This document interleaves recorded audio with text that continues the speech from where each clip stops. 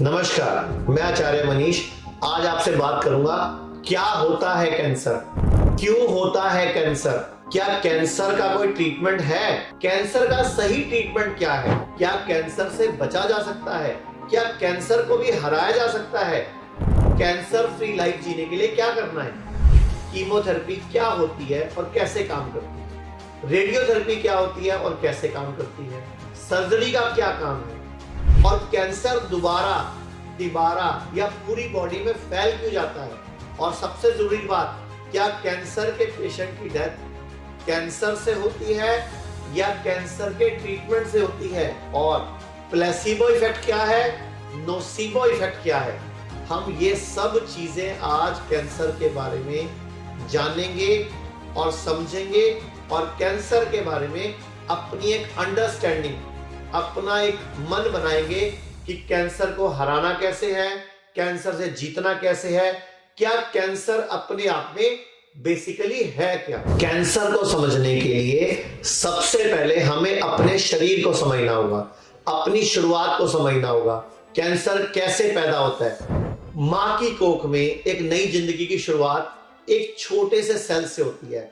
एक सेल पुरुष का, एक सेल महिला का, दोनों आते हैं मां की कोख में, दोनों मिलते हैं, एक एग बनता है, ओवम बनता है, भ्रूण बनता है और उसके बाद हमारे नए जीवन की शुरुआत होती है। तो शुरुआत जो होती है वो एक छोटी सी सेल से होती है। यही सेल 1 से 2, 2 से 4 और ऐसे ही डिवाइड होकर टिश्यू बनते हैं। आपने पढ़ा होगा ना, सबसे छोटी इकाई क्या है, सेल।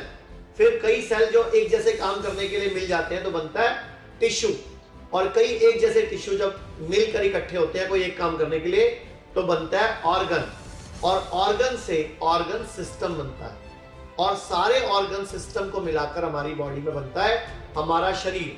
जैसे कई सारे सिस्टम है, मैंने बताया सेल, फिर टिश्यू, फिर बनता है ऑर्गन। ऑर्गन यानी कि अंग, जैसे मेरा हृदय, मेरी किडनी, मेरा लीवर, मेरा अमाशय, मेरा पेनक्रियाज, बाह्य अंग में हाथ पैर, मेरा मुंह, मेरा नाक, मेरे कान, मेरी आंखें, मेरा सिर, मेरी स्किन, ये सब बाह्य अंग है। अंदरूनी अंग मैंने पहले बता दिया आपको। ऐसे ही हमारा ब्लड, ये सारे जब ऑर्गन्स हैं, कुछ ऑर्गन एक सिस्टम में सेट है, जैसे कि मेरा डाइजेशन सिस्टम, मेरा खाना कैसे हजम होगा, मेरा एक्सीरेटरी सिस्टम, खाना हजम होने के बाद सुसु से, यूरिन से और पॉटी में बाहर कैसे निकलेगा, पसीना कैसे आएगा।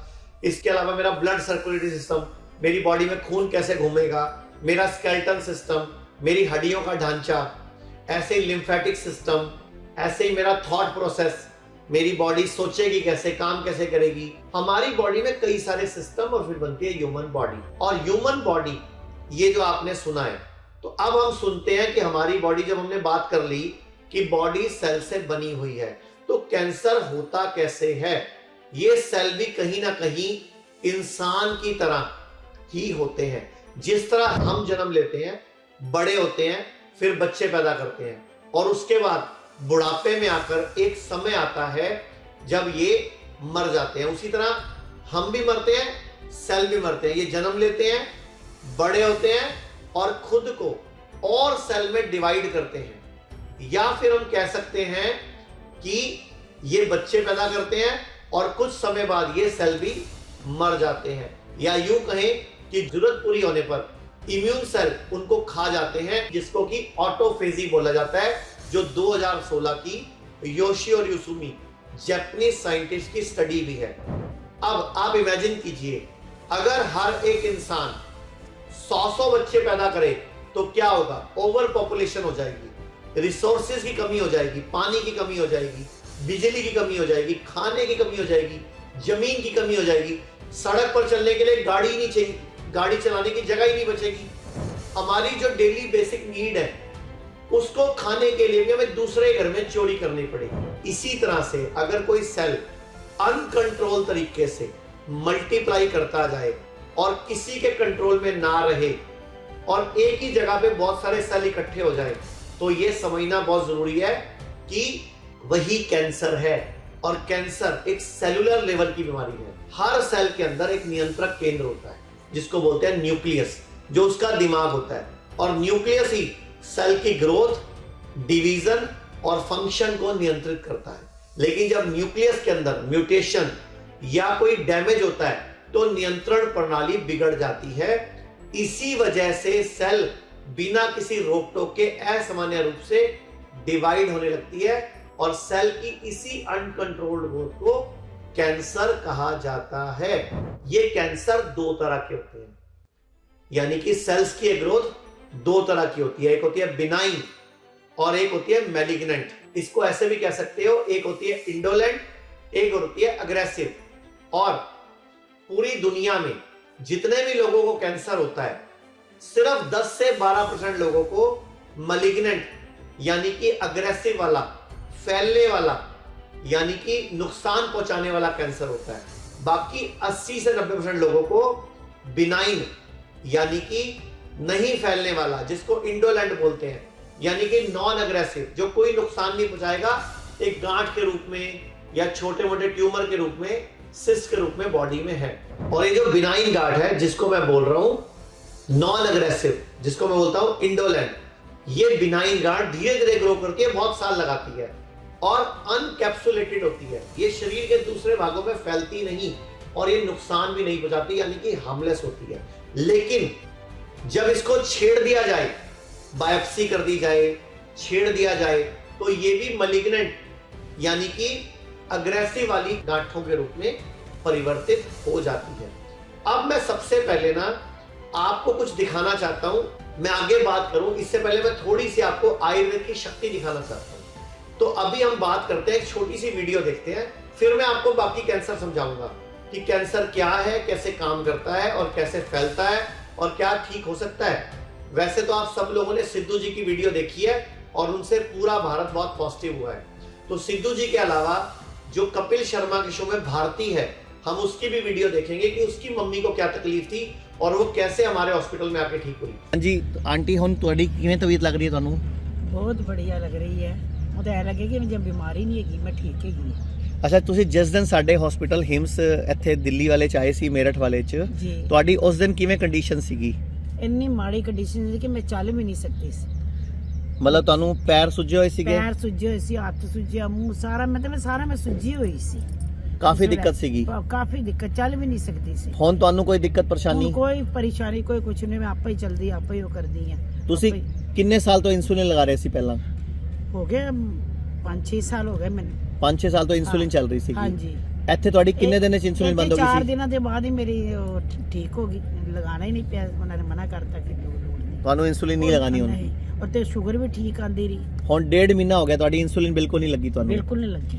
ਅੱਛਾ, ਤੁਹਾਨੂੰ ਜਦੋਂ ਕਿਡਨੀ ਦੀ ਦਿੱਕਤ ਦੱਸੀ ਸੀ ਪਹਿਲੀ ਵਾਰੀ, हाँ जी। ਤੁਸੀਂ ਕਿਵੇਂ, ਕਿਹੜੀ ਹਾਲਤ ਵਿੱਚ ਇੱਥੇ ਆਈ ਸੀ? ਕਿਡਨੀ ਤੁਹਾਨੂੰ ਤਾਂ ਡਾਇਲਿਸਿਸ ਦੱਸਿਆ ਸੀ ਡਾਕਟਰ ਨੇ? ਦੱਸਿਆ ਸੀ ਕਿ ਤੁਹਾਨੂੰ ਕਰਵਾਉਣੀ ਹੀ ਪੈਣੀ ਹੈ, ਤੁਹਾਡੀ ਕਿਡਨੀ ਖਰਾਬ ਹੋ ਗਈ ਹੈ।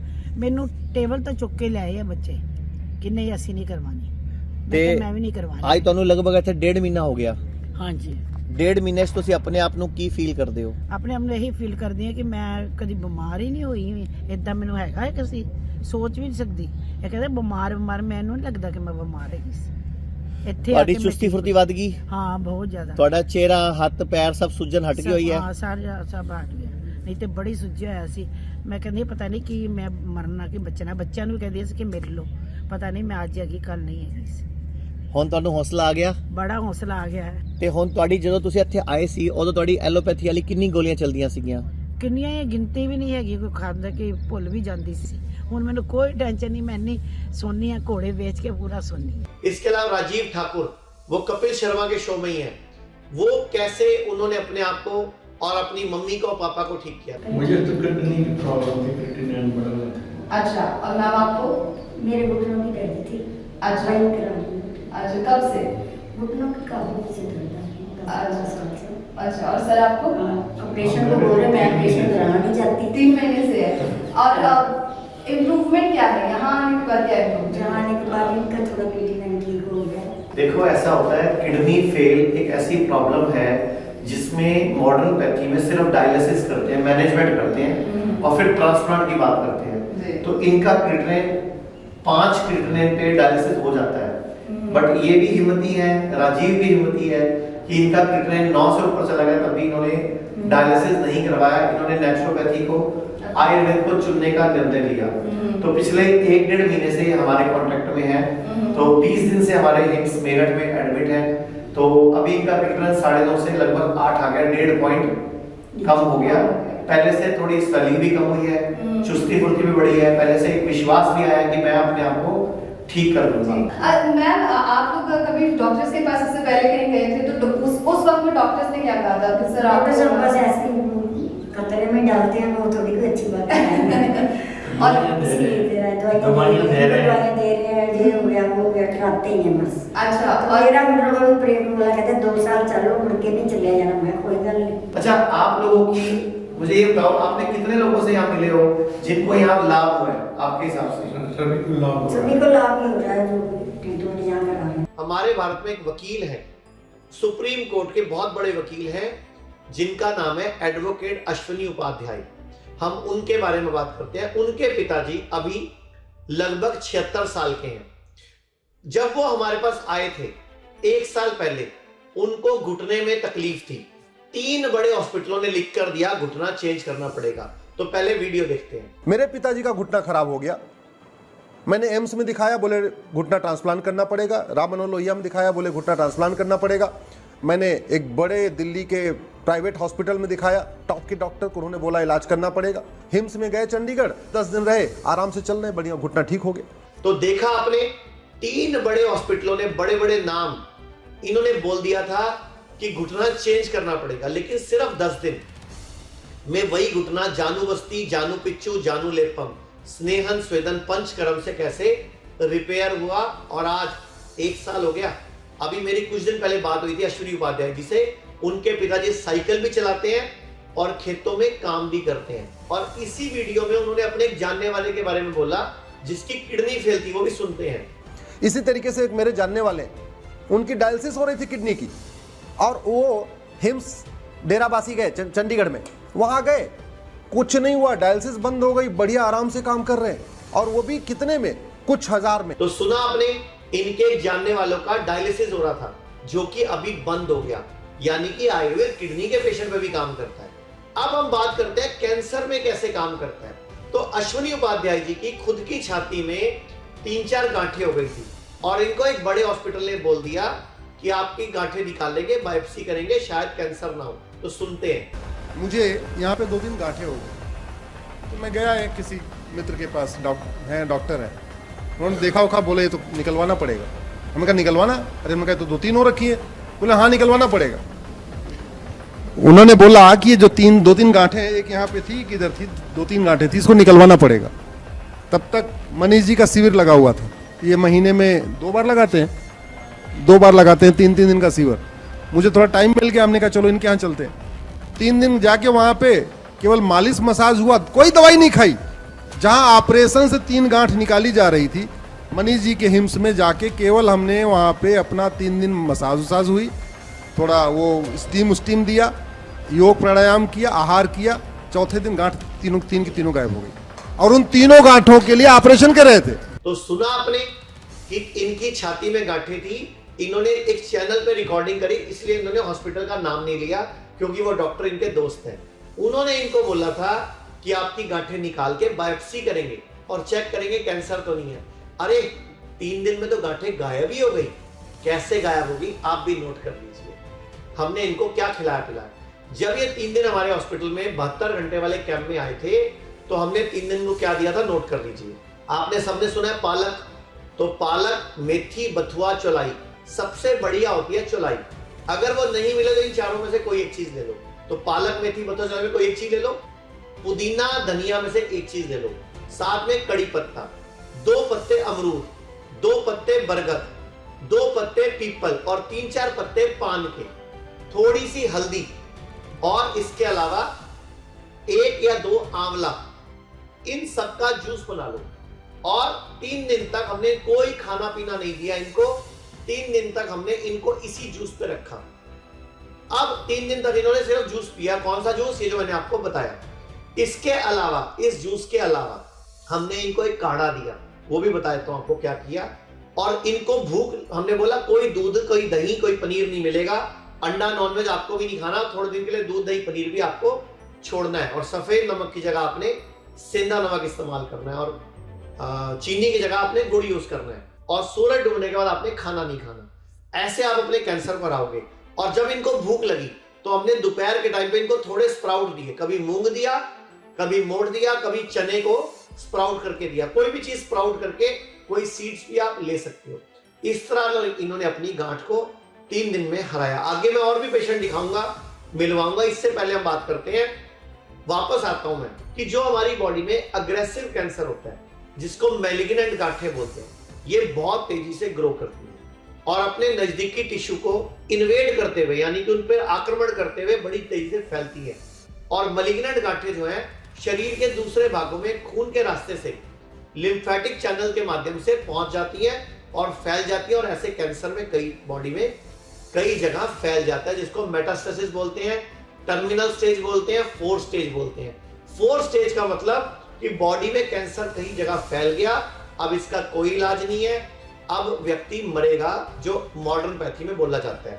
और ऐसे में कीमोथेरेपी, रेडियोथेरेपी भी इलाज नहीं है। वो जो बोलते हैं आयुर्वेद, तो हम तो 4 स्टेज के पेशेंट भी लेते हैं, मैं आपको भी दिखाता हूं। और दूसरी बात, अब जो ये बिनाइन गांठें होती हैं, जिनको हम इंडोलेंट बोलते हैं, जो नुकसान नहीं पहुंचाती, जब हम इनको छेड़ते हैं, जब हम इनकी बायोप्सी करते हैं, एफएनएससी करते हैं, तो वहां से एक टुकड़ा निकालते हैं, तो जो इसका शेल है, जो इसके ऊपर एक कैप्सूल था, वो टूट जाता है, वो छेद हो जाता है, तो वहां से मैलिग्नेंट सेल में कन्वर्ट हो जाती है। यानी कि ये जो इंडोलेंट है, ये भी अग्रेसिव कैंसर में कन्वर्ट हो जाता है। मैं आपको एक बहुत बड़े डॉक्टर की एक वीडियो दिखाता हूं, जिसने बहुत साल पहले बोला था cancer is not a disease. इसकी किताब भी है, cancer is not a disease, cancer is a survival mechanism. तो ये वीडियो देखते हैं। Cancer is not a disease; it's a survival mechanism. So what a tumor does is it houses all the toxins in that specific location, aka a tumor, due to all the toxicity through our diet, lifestyle, stress, etc. And it needs a place to house those toxins. So they house it in what's called a tumor to protect you. Cancer is not trying to Cancer is actually trying to save your life. Really? It's creating a tumor, a place for all those toxins to be, so that they don't spread to other parts of the body. Okay? So cancer is actually trying to save you. It's a survival mechanism. So when you go to a doctor, the first thing they do is say, okay, well, let's take a biopsy. Well, what is a biopsy? It's where they prick the tumor and they see if it was cancerous or not. Well, first of all, whether the tumor is cancerous or not, your passive treatment is still the same. So you don't actually need the biopsy. In fact, most people don't actually die from cancer. They die from the treatment of cancer. Really? Yes. And so when they take that biopsy, remember that we're dealing with healthcare, so there's no money to be made off healthy humans. Right. And so when they prick the tumor, they're opening it up and allowing the cancer cells and all the harmful toxins to now spread throughout the body. Jesus. So now you go from having a tumor on your breast or whatever it is, and which, by the way, is trying to help save you. And the interesting thing is that now they do the biopsy, they come back, a little bit later, and they say, okay, well, now the cancer is spreading all throughout your body. तो सुना आपने कैसे इन्होंने समझाया कि body अपने अंदर कचरा घूम रहा था, उसको इकट्ठा करके गांठ या ट्यूमर बनाती है, रसौली बनाती है, लेकिन हम उसको समझ लेते हैं बीमारी। बीमारी नहीं है। आयुर्वेद कहता है फोड़ा, फुंसी, उल्टी, दस्त, जुकाम और बुखार ये मित्र हैं, ये हमारे भले के लिए आते हैं। यानी कि ये जो भला है ना, बॉडी में कचरा घूम रहा था। जैसे मैं आपको उदाहरण देता हूं, बचपन में हमारे पैरों पे फोड़े, फुंसी होती थी, पीठ पे दाने होते थे, मुंह पे दाने, मुहासे होते थे, फिर वो फोड़े, फुंसी फट जाते थे, उसमें से क्या निकलता था? बताओ क्या निकलता था? मवाद निकलता था। जो भी मैं बोलूंगा ना, आप नीचे कमेंट डालना, बताओ क्या निकलता था? मवाद निकलता था, पस निकलता था, सिस्ट निकलता था, और उसमें से गंदा द्रव्य, पीला बदबूदार द्रव्य निकलता था। अब मुझे बताओ वो सही था कि गलत था? नीचे कमेंट करो कि अगर सही था तो यस लिखो, गलत था तो नो लिखो। अब आगे सुनो, क्योंकि मुझे भी लगेगा ना आप मेरे साथ कनेक्ट हो। तो अब वो जो फोड़े फुंसीदे पैरों पे होते थे, अभी कुछ सालों से लोगों के होने बंद हो गए, क्योंकि जब से हमें वैक्सीनेशन हुआ, एंटीबायोटिक का यूज बढ़ा, आपने बीपी की, शुगर की, जोड़ों के दर्द की, बुखार की, नींद की, डिप्रेशन की, थायराइड की गोलियां लेनी शुरू कर दी, तो हमारी बॉडी की प्रकृति चेंज हो गई। अभी वो फोड़े फुंसी नहीं होते, जबकि पहले वो जो फोड़े फुंसी होते थे तो बॉडी अपनी स्किन से एक ओपनिंग क्रिएट करके वो कचरा, वो टॉक्सिन निकाल देती थी। लेकिन अभी क्या हो रहा है, हमारी बॉडी में वो ओपनिंग नहीं बन रही, वो कचरा अंदर ही घूम रहा है और वही बन रहा है आगे जाकर कैंसर। और कैंसर खतरनाक नहीं है, आप कैंसर सिर्फ 10 से 12% खतरनाक है, लेकिन दुनिया में ऐसा कोई रिसर्च नहीं है, ऐसा कोई डायग्नोज का टूल नहीं है कि ये खतरनाक वाला कैंसर है या नॉर्मल वाला कैंसर है जो कि नहीं फैलने वाला, यानी कि इंडोलेंट है या अग्रेसिव है या बिनाइन है या मेलिग्नेंट है, हमें नहीं पता।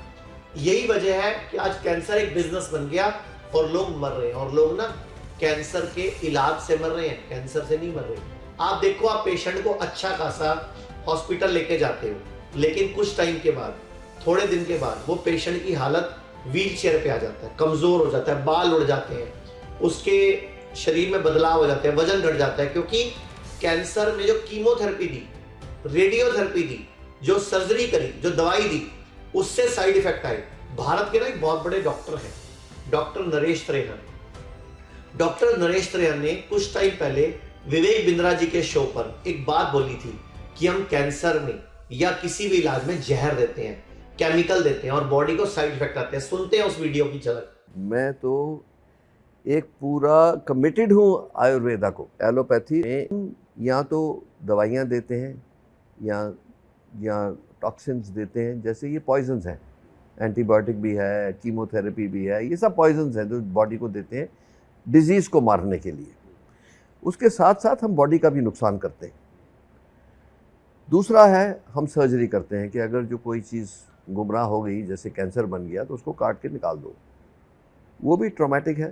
ठीक है, तो हम करते हैं कि बॉडी को कोई ध्यान नहीं है, हम बाहर से आपको ट्रीट कर देंगे। जो ट्रेडिशनल मेडिसिन है वो कहती है मैं बॉडी को स्ट्रेंथन करेंगे टू फाइट द डिजीज। तो सुना आपने कि क्या बोला डॉक्टर नरेश त्रेहन ने? सुना आपने कि वो बॉडी में जहर डालते हैं, केमिकल डालते हैं और उससे बॉडी का नुकसान होता है। इसीलिए मैं बोल रहा हूँ, लोग कैंसर से नहीं मरते, कैंसर के इलाज से मरते हैं। अभी मेरे हाथ में किताब है, कैंसर क्या है कैंसर।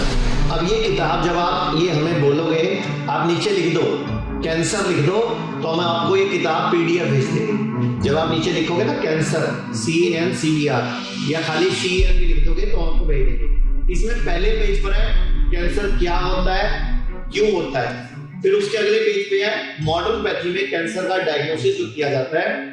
और इसके बाद ये 4 नंबर पेज पे क्या है, ये देखो, ये कम से कम इसमें 5 रिसर्चेज है। ये देखो बीच का हिस्सा, ध्यान से देखो बीच का हिस्सा, कि जब हम बायोप्सी करते हैं तो जो इम्यून सिस्टम है वो सप्रेस हो जाता है और कैंसर का मेटास्टेसिस होने की संभावना कई गुनी बढ़ जाती है। यानी कि कैंसर के सेल फैल जाते हैं पूरी बॉडी में, क्योंकि इम्यून सिस्टम के साथ एक तरह की प्रॉब्लम क्रिएट करी, आपने उस गांठ को छेड़ा। और ये मैं नहीं बोल रहा, रिसर्च पेपर बोल रहा। फिर इसके नीचे लिखा हुआ है कि बायोप्सी कराने से कई बार सेल का डिस्प्लेसमेंट हो जाता है, यानी कि सेल जब अपनी जगह पे जो टिका होता है कई महीनों से, कई सालों से, वो वहां पे मिसडायग्नोज होकर आपकी बॉडी में फैल जाता है। ये एक रिसर्च पेपर है।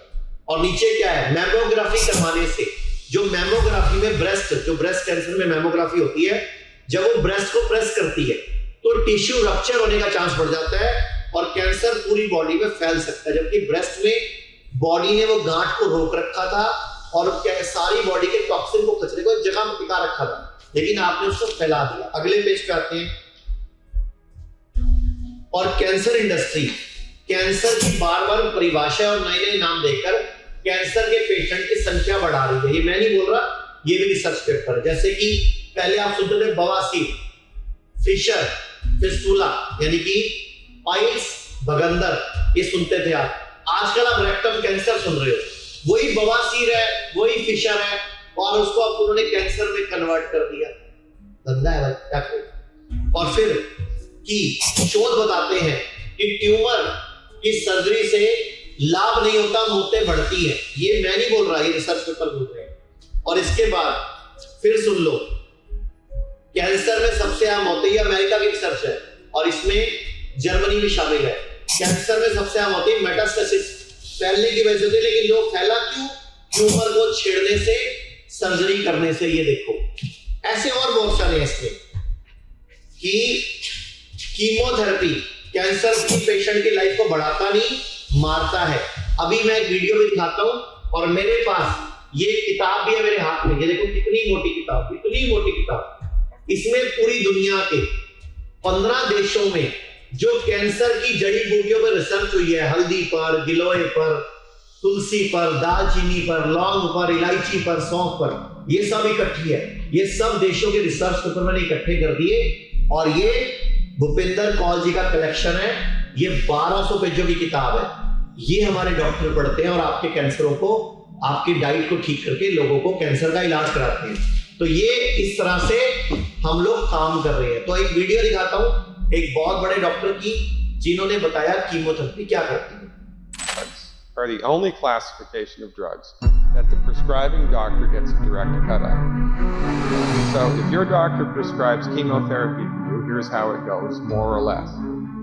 The doctor buys it from the pharmaceutical company for $5,000, sells it to the patient for $12,000. Insurance pays $9,000, and the doctor pockets the $4,000. And there ought to be a lot. Only reason chemotherapy is used is because doctors make money. Period. It doesn't work 97% of the time. तो सुना आपने क्या बोला doctor साहब ने कि 97% chemo fail होती है, और क्यों की जाती है? कमीशन बहुत होती है। अभी राजस्थान में भी मुझे पता चला कि वहां पे जो कीमोथेरेपी डॉक्टर को बेची जाती है, एक के साथ 3 की स्कीम आती है, एक के साथ 3 फ्री, लेकिन आपसे 4 का चार्ज किया जाता है। जैसे डॉक्टर बोलते हैं आपको 16 कीमो होंगे, तो मतलब डॉक्टर को सिर्फ 4 कीमो का ही चार्ज लगेगा, बाकी 12 फ्री मिलेंगे, लेकिन आपसे पूरा चार्ज लगेगा। या आपने सुना होगा आपको 12 कीमो लगेंगे, तो समझो डॉक्टर को 3 का ही चार्ज लगेगा, बाकी आपको फ्री होंगे। अच्छा, ये 16, ये 12, ये कैसे डिसाइड होती है? और ऐसे कैसे हो जाता है कि पहले आपको बोलते हैं 6 लगेगी, फिर आपको बोलते हैं 6 और लगेगी? अरे भाई, अभी भी वक्त है, अपनी बॉडी की इम्यूनिटी को बढ़ाओ, अपने अंदर की शक्ति को बढ़ाओ। अभी हम क्या कर रहे हैं? कोरोना आता है, कोरोना को मारने चल पड़ते हैं। मलेरिया आता है, मच्छर को मारने चल पड़ते हैं। बुखार आता है, बुखार को दबाने की दवाई खा लेते हैं। और कैंसर आता है, कैंसर को मारने के लिए कीमो, रेडियो, सर्जरी, इम्यूनोथेरेपी पे चल पड़ते हैं। अरे एक बार तो अपनी इम्यूनिटी पे काम कर लो। तो अगर बचना है, लंबा जीना है, 100 साल जीना है, स्वस्थ जीना है, तो इम्यूनिटी बढ़ाओ। और इम्यूनिटी बढ़ती है आयुर्वेद में पंचकर्म से। भारत के सबसे बड़े डॉक्टर नरेश त्रिहन, उनकी बात सुनते हैं कि वो 100 साल जीने के लिए, डेथ को डिफीट करने के लिए क्या बात हो। What about the pursuit of longevity? Everybody wants to live 100 years. I was asking, yeah, you want to live longer, should I tell you? Panchakarma in Ayurveda is the best rejuvenation you can ever do. Once a year, if you can do Panchakarma, you will detoxify yourself enough to live life healthily. तो सुना आपने, doctor Naresh Trehan ने death को defeat करने के लिए आयुर्वेद के पंचकर्म की बात की, आयुर्वेद की बात की है। पंचकर्मा से, आयुर्वेद से ठीक करने की बात की है। अब मैं आपको एक वीडियो दिखाता हूं कैसे लोग गलत ट्रीटमेंट में, गलत इलाज के चक्कर में फंस जाते हैं। ये महिला है, ये हमारे पास उड़ीसा की है, ये दुबई से आई थी। इनकी एक आंख की रोशनी जा चुकी है। डॉक्टर ने कहा कि आंख निकाल देते हैं, बॉडी में कैंसर फैलेगा नहीं, लेकिन क्या हुआ खुद सुनते हैं। तो डॉक्टर के पास गए तो डॉक्टर ने कहा कि ट्यूमर हो सकता है, MRI करें। तो MRI में फिर पता लगा कि आइज के अपर आइज में ट्यूमर थे।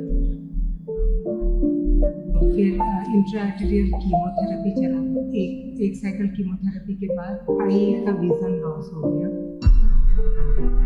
फिर तो डॉक्टर ने कहा कि विजन चला गया है तो आप आई रिमूव कर दें, उससे 99% चांसेस है कि आपका कैंसर होने की खतरा है। तो उनकी बातों में आके हमने पूरा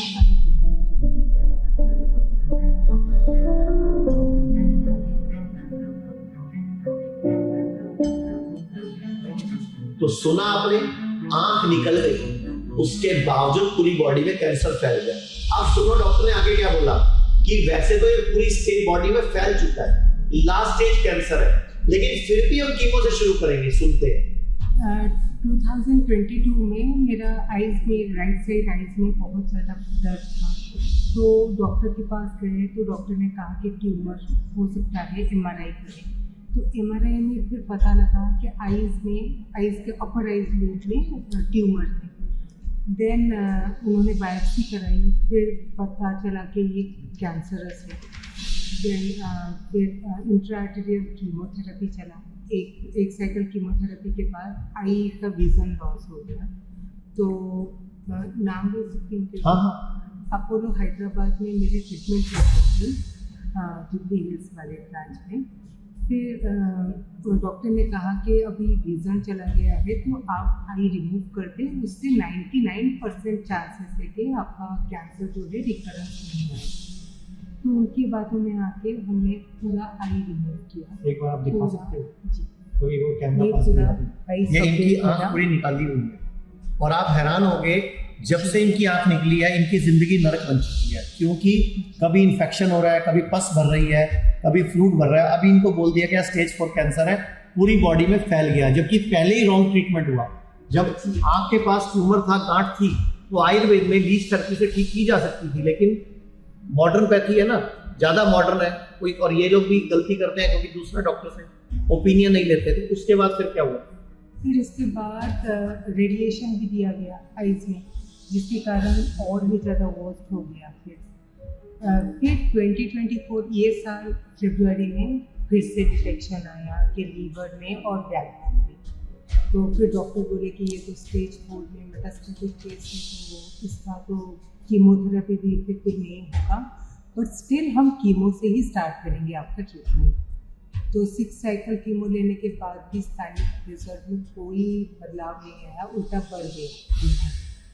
फिर हमें पता लगा हिम्स के बारे में, और मैंने, मेरे हस्बैंड ने, हम दोनों ने डिसाइड किया कि नहीं, अब बहुत हो गया, अभी आयुर्वेद में ही जाना है। फिर मैं यहाँ पे आई नवी मुंबई ब्रांच में। यहाँ पे आके आज मेरा 19वां दिन है, और डेफिनेटली अभी तो ये होप आ चुका है कि अब ठीक है। यानी कि उनके पास कुछ नहीं है कीमो, रेडियो, सर्जरी के अलावा, और किडनी फेल में उनके पास डायलिसिस और ट्रांसप्लांट के अलावा कुछ नहीं है। ऐसे ही लीवर फेल में लीवर ट्रांसप्लांट के अलावा कुछ नहीं है। अब मैं आपको एक वीडियो दिखाता हूं। हमारे देश में एक चैनल है, बहुत बड़ा channel, Sudarshan news. Sudarshan news के जो मालिक हैं सुरेश चौहान जी, उनके पिताजी भी अभी लगभग 77-78 ईयर के हैं। उनको भी किडनी में मल्टीपल सिस्ट हो गई। डॉक्टर ने बोला किडनी में फोड़े हो गए हैं, मल्टीपल सिस्ट हो गया, तो हम बायोप्सी करते हैं, किडनी निकाल देते हैं, किडनी खराब हो गई है, और फिर बायोप्सी करेंगे शायद कैंसर हो, और किडनी निकाल के फेंक देते हैं क्योंकि किडनी खराब हो। उन्होंने मुझे फोन किया। अब ये वीडियो हमारे साथ आचार्य मनीष जी है। आचार्य जी, आपका स्वागत है।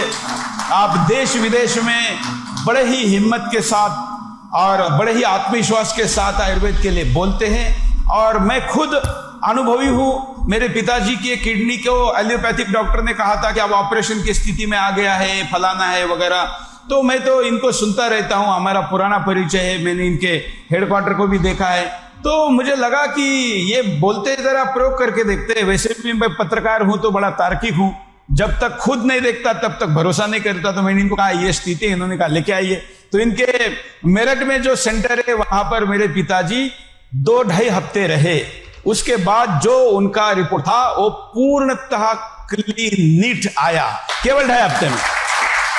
तो देखा आपने, 2.5 हफ्ते में उनकी रिपोर्टें नॉर्मल आई, यानी कि वही किडनी जिसको निकाल के फेंका जा रहा था, और आज 1.25 साल हो गया है। ये जो सुदर्शन न्यूज के मालिक हैं, उनके पिताजी आयुर्वेद की दवाइयों से बिल्कुल फिट घूम रहे हैं, यानी कि उनकी किडनी नहीं निकालनी पड़ी, और जो मल्टीपल सिस्ट है वो नहीं है अब बॉडी में। यही फर्क है आयुर्वेद में, नेचुरोपैथी में, और मॉडर्न पैथी यानी कि एलोपैथी। एलोपैथी के डॉक्टर क्या बोल रहे हैं वो सुनाता हूं मैं आपको, कि दुनिया में मरने का सबसे बड़ा कारण क्या है? रॉन्ग ट्रीटमेंट, या आपका गलत ट्रीटमेंट, या डॉक्टर द्वारा दी जाने वाली दवाई। तो सुनते हैं। My name is Peter Gertje. I'm a director of the Nordic Cochrane Center in Copenhagen and professor of research design and analysis at the University of Copenhagen.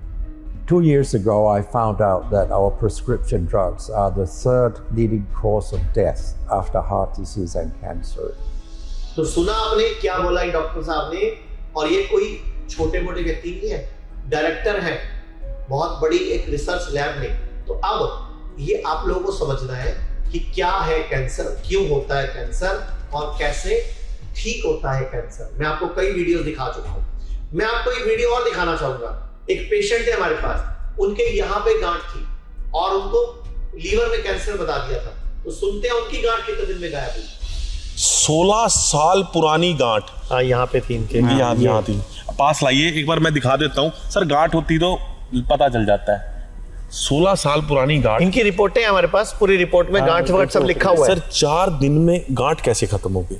Sir body सयानी है ना, 12 किलो वजन भी तो कम हुआ है इनका 7 दिन। 2 महीने पहले कैंसर बताया था। मेरा सीटी स्कैन और अल्ट्रासाउंड करा तो बोले तेरे यहाँ पे ये ट्यूमर बना हुआ है जो 6 सेंटीमीटर लंबा है और अल्फा फीटोप्रोटीन जो है वो हाई जा रहा है। तो सिम्टम्स ही हैं कि ये कैंसर है।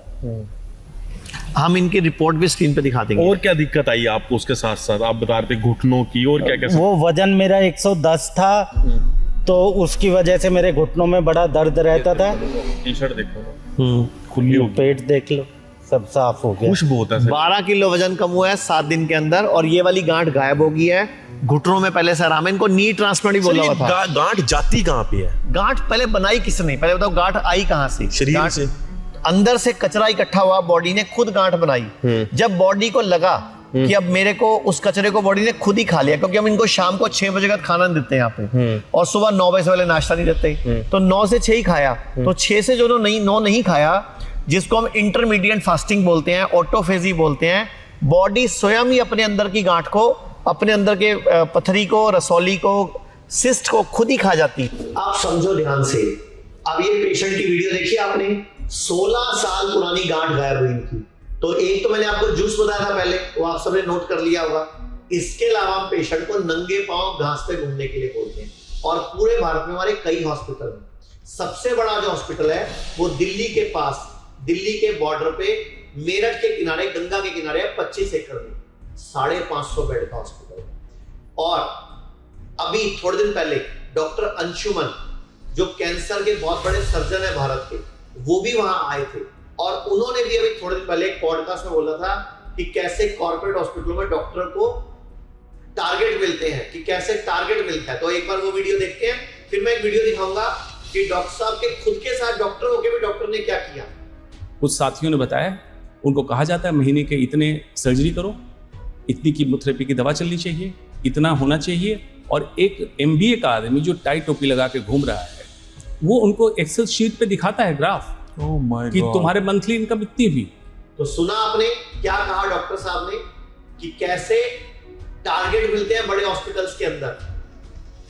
अब ये हॉस्पिटलों का हाल है, तो आप पेशेंट थोड़ी हो, आप तो उनके लिए टारगेट हो। और अभी डॉक्टर अंशुमन की एक और वीडियो देखते हैं कि जब खुद उनके बेटा हुआ था। ये डॉक्टर अंशुमन तो नॉर्मल डॉक्टर नहीं है, ये भारत के सबसे बड़े कैंसर सर्जन है, सबसे बड़े। 40,000 से अधिक ऑपरेशन किया इन्होंने, 40,000 से अधिक ऑपरेशन। दिल्ली में काम करते हैं। मैं कीमोथेरेपी, रेडियोथेरेपी के खिलाफ नहीं हूं। कुछ पेशेंट में हम खुद एडवाइस करते हैं जिनकी गांठ बहुत बड़ी है कि यहाँ लीज थेरेपी नहीं चलेगी, वहां पे हम बोलते हैं कि आपको साथ में कीमो रेडियो का सहारा लेना। लेकिन वो 10-12% केस होते हैं।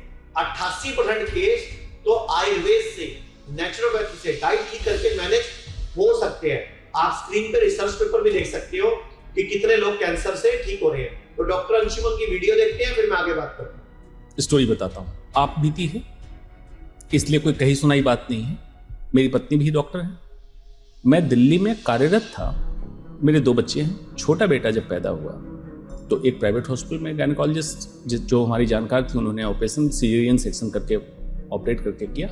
बच्चे को 2 घंटे रखना होता है नीकू में, नियोनेटल ICU में ऑब्जर्वेशन के लिए। उसके बाद पीडियाट्रिक्स का डॉक्टर आके मुझसे कहता है, मैं एस्टैब्लिश कैंसर सर्जन दिल्ली का था, मेरी पत्नी प्लास्टिक सर्जन है, और आगे कहता है कि बच्चे के हार्ट में सुराख है।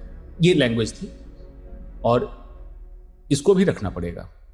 तो मैंने उसको टेक्निकली पूछा ASD BSD क्या है, नहीं वो तो देखना पड़ेगा, बहुत खतरा है। मैंने कहा मैं डॉक्टर हूँ। बोला हाँ मैं जानता हूँ, ये मैं इसलिए बता रहा हूँ मैं डॉक्टर हूँ। उसके बाद ये स्टेटमेंट है। फिर 2 घंटे बाद बोला कि नहीं अभी तो बहुत ज़्यादा सीरियस है, क्योंकि मैं अलीगढ़ से पास आउट था। मैंने पता किया अलीगढ़ के कुछ पास आउट डॉक्टर यहाँ हैं क्या उसी हॉस्पिटल में, हॉस्पिटल का नाम नहीं लूँगा, बड़ी चेन है।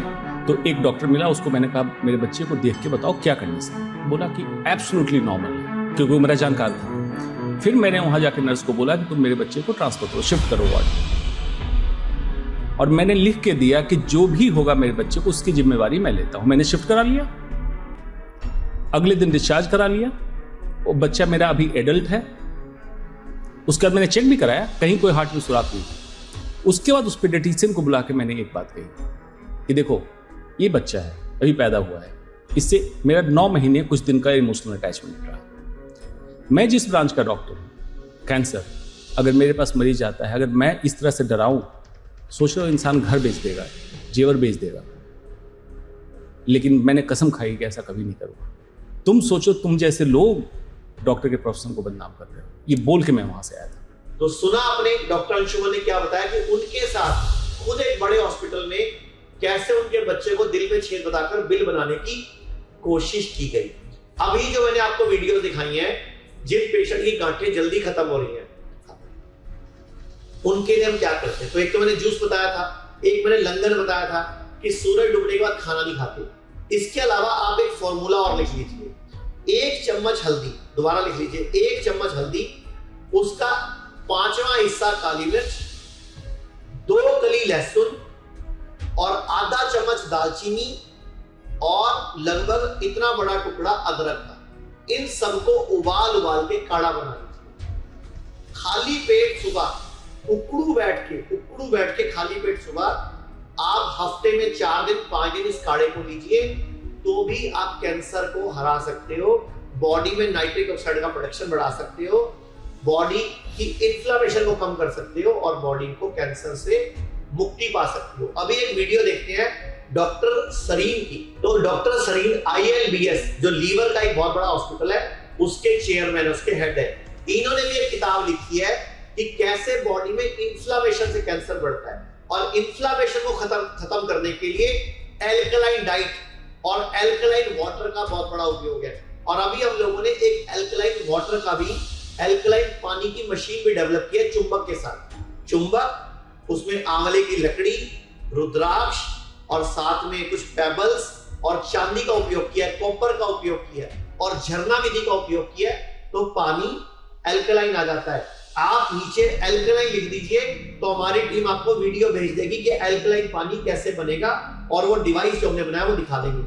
अभी देखते हैं डॉक्टर सरीन की ये वीडियो। मैंने बताया जो कि चल फिर नहीं सकते, गुब्बारा फुलाएं, something else, but make your food 60% uncooked. हम लोग एयर पॉल्यूशन की बात करते हैं कि साहब दिल्ली की हवा अच्छी नहीं, पर कभी फूड पॉल्यूशन की बात करें। What pollutes your body is the type of food you eat, and there are 45 foods जो कि आपके इंटेस्टाइन को, बॉडी को इन्फ्लेम करते हैं। सिंपल एग्जाम्पल उसे कहते हैं diet inflammatory index. I want each one of you, और मैं अपनी बुक की पब्लिसिटी नहीं कर रहा, बट जस्ट टू से कि इसमें एक छोटा सा अपेंडिक्स है, diet inflammatory index. 1% diet inflammatory index बढ़ता है, 6% कैंसर का रिस्क बढ़ता है।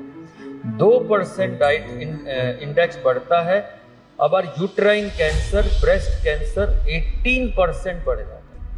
तो make sure that what you eat does not cause inflammation in your body. Body को सहज तरीके से रखें। तो देखा आपने डॉक्टर सरीन ने क्या बताया कि बॉडी में इन्फ्लेमेशन कैसे कैंसर के इंडेक्स को बढ़ाती है। यानी कि 1% इन्फ्लेमेशन बढ़ता है तो कैंसर 6% बढ़ता है, और 2% इन्फ्लेमेशन बढ़ता है तो कैंसर 18% बढ़ता है। तो इन्फ्लेमेशन कौन करता है? ये जो आप मार्केट से हेल्दी फूड लेके आते हो, हेल्दी मतलब अच्छा खाना लेके आते हो, और चूल्हे पर जलाकर उसको अनहेल्दी कर देते हो। मैं बोलता हूं आपको, दाल है, चने हैं, आपने उसको उबाल दिया, कुकर में तड़का लगा दिया, आप उसको उगा के दिखाओ, अब वो डेड फूड है। तो इसीलिए कैंसर में अगर कैंसर को हराना है तो रॉ फूड ज्यादा चाहिए। अभी डॉक्टर इन्हीं नरेश के साथ जो डॉक्टर सलीम बैठे थे, इन्हीं की एक वीडियो देखते हैं कि इनकी खुद की डाइट क्या है, ये खुद कितना रॉ खाते हैं. But I must say I have just one meal a day and I have totally raw fruits or papaya or sprouts in the day with yogurt and all that. I don't have any cooked food in the day. Morning, I only have one dinner, try to eat it early, and that is the homemade food. Whenever I have to go out, believe me, I will eat at home and go out. Every time, remember, eating out is an inflammation. आप किस तरह के, I should not use the word terrorist अंदर डाल रहे हो, क्या खा रहे हो, किसने बनाया वो पता ही नहीं है, वो प्लेट भर भर के खा रहे हैं. तो my own diet is simple and it keeps me peaceful, comfortable, and yes, I don't use tobacco and not alcohol, but that does not say what Dr. Trihan's तो opinion is. वो जो जोक मैंने सुनाया था वो इनको apply करता है मतलब. और इन्फ्लामेशन सबसे ज्यादा करता है अंडा, नॉनवेज, सफेद नमक, सफेद चीनी, दूध, दही, पनीर. अब आप लोगों को दूध से प्रॉब्लम होगी कि दूध में मना क्यों कर रहा हूं. आप दूध पी सकते हो, नारियल का दूध पियो, बादाम का दूध पियो, मूंगफली का दूध पियो, मुझे कोई प्रॉब्लम नहीं है. अगर आपको दूध पीना है तो देसी गाय, भारतीय गाय का दूध पी सकते हो, लेकिन शर्त यह है कि भारतीय गाय होनी चाहिए, देसी गाय होनी चाहिए. दूसरा, वो भारतीय गाय चरती हो जंगल में, जड़ी बूटियां खाती हो, और उसकी जो प्रेगनेंसी है वो नेचुरल होती हो और उसको टीके ना लगते हो, तो उसका दूध भी आप पी सकते हो. वैसे दूध से अच्छा है दही, तो नारियल का दूध, बादाम का दूध, मूंगफली का दूध, इनकी दही बना सकते हो. और अगर बहुत बढ़िया कुछ खाना है तो देसी भारतीय गाय का घी ले लो. घी, जो भी महिला है, भारत की कोई भी महिला, लड़की, लेडीज मेरी बात सुन रही है, जब भी महिलाओं को 3 दिन 5 दिन पीरियड चलते हैं तो रोज सुबह खाली पेट 1 कप गर्म पानी में 1 चम्मच घी घोल के पी सकते हो. 1 चम्मच घी घोल के पी सकते हो. लेकिन कौन सा घी? भारतीय गाय का देसी घी. और भारतीय गाय का प्योर देसी घी मार्केट में 1800, 2000, 2200 का मिलता है. इससे कम वो तैयार ही नहीं होता.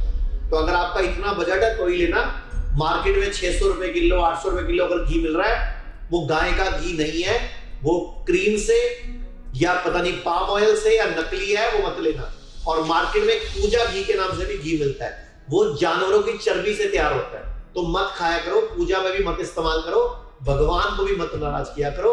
अपनी शक्तियों को बढ़ाओ और खुश रहो, हर टाइम प्रसन्न रहो. मैं आपको अपने एक हॉस्पिटल की वीडियो दिखाता हूं, 2-4 हॉस्पिटलों की, कैसे सुबह सुबह हमारे हॉस्पिटलों में क्लासेस लगती हैं. जैसे ये क्लास देखो, ये लखनऊ हॉस्पिटल में हमारी सुबह योगा क्लास चल रही है. जब हमें बोला जाता है 5 तत्वों से बने हैं, धरती, जल, अग्नि, वायु, आकाश, 5 तत्व बने ना, 5 तत्वों से बने हैं. तो ये क्या था, ये क्या नियम थे, क्या सिस्टम थे कि अगर आप पार्क जाओ, आपको बोला जाता था जब आप बीमार हो आप ना हवा पानी बदल के आओ. मींस आप मान लो मुंबई में रहते हो तो जाओ लोनावला जाके आओ, या मसूरी जाके आओ, या शिमला जाके आओ, हिल स्टेशन जाके आओ. मींस वहां जाके वहां की प्रकृति को देखो, वहां की प्रकृति को देख के खुश हो जाओ और आपकी बॉडी में वो चेंजेस अपने आप ही, क्योंकि वहां का हवा और वहां का पानी. कभी बोलता था क्या मिट्टी चेंज करके आओ, हमको इधर करके क्या बोलता था, हवा पानी. तो ये अब देखो हमारे मेरठ हॉस्पिटल में लाफिंग क्लास चल रही है. अंदर से हंसना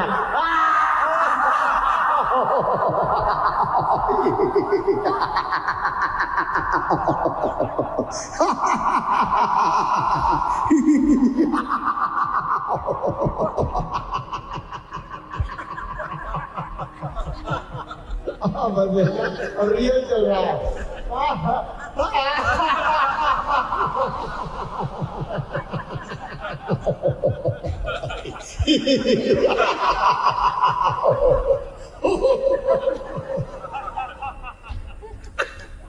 एक बार मन है, मन है तो हंसो फिर.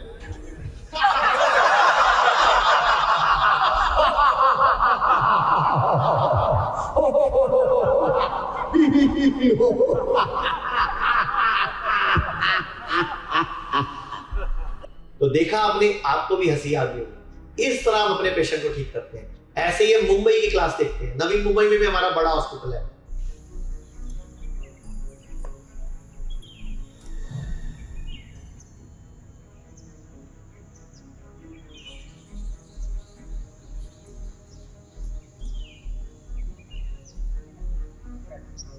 लखनऊ में 100 बेड का है, मेरठ में 500 बेड का है, जो कि 1000 बेड का थोड़े दिनों में हो जाएगा।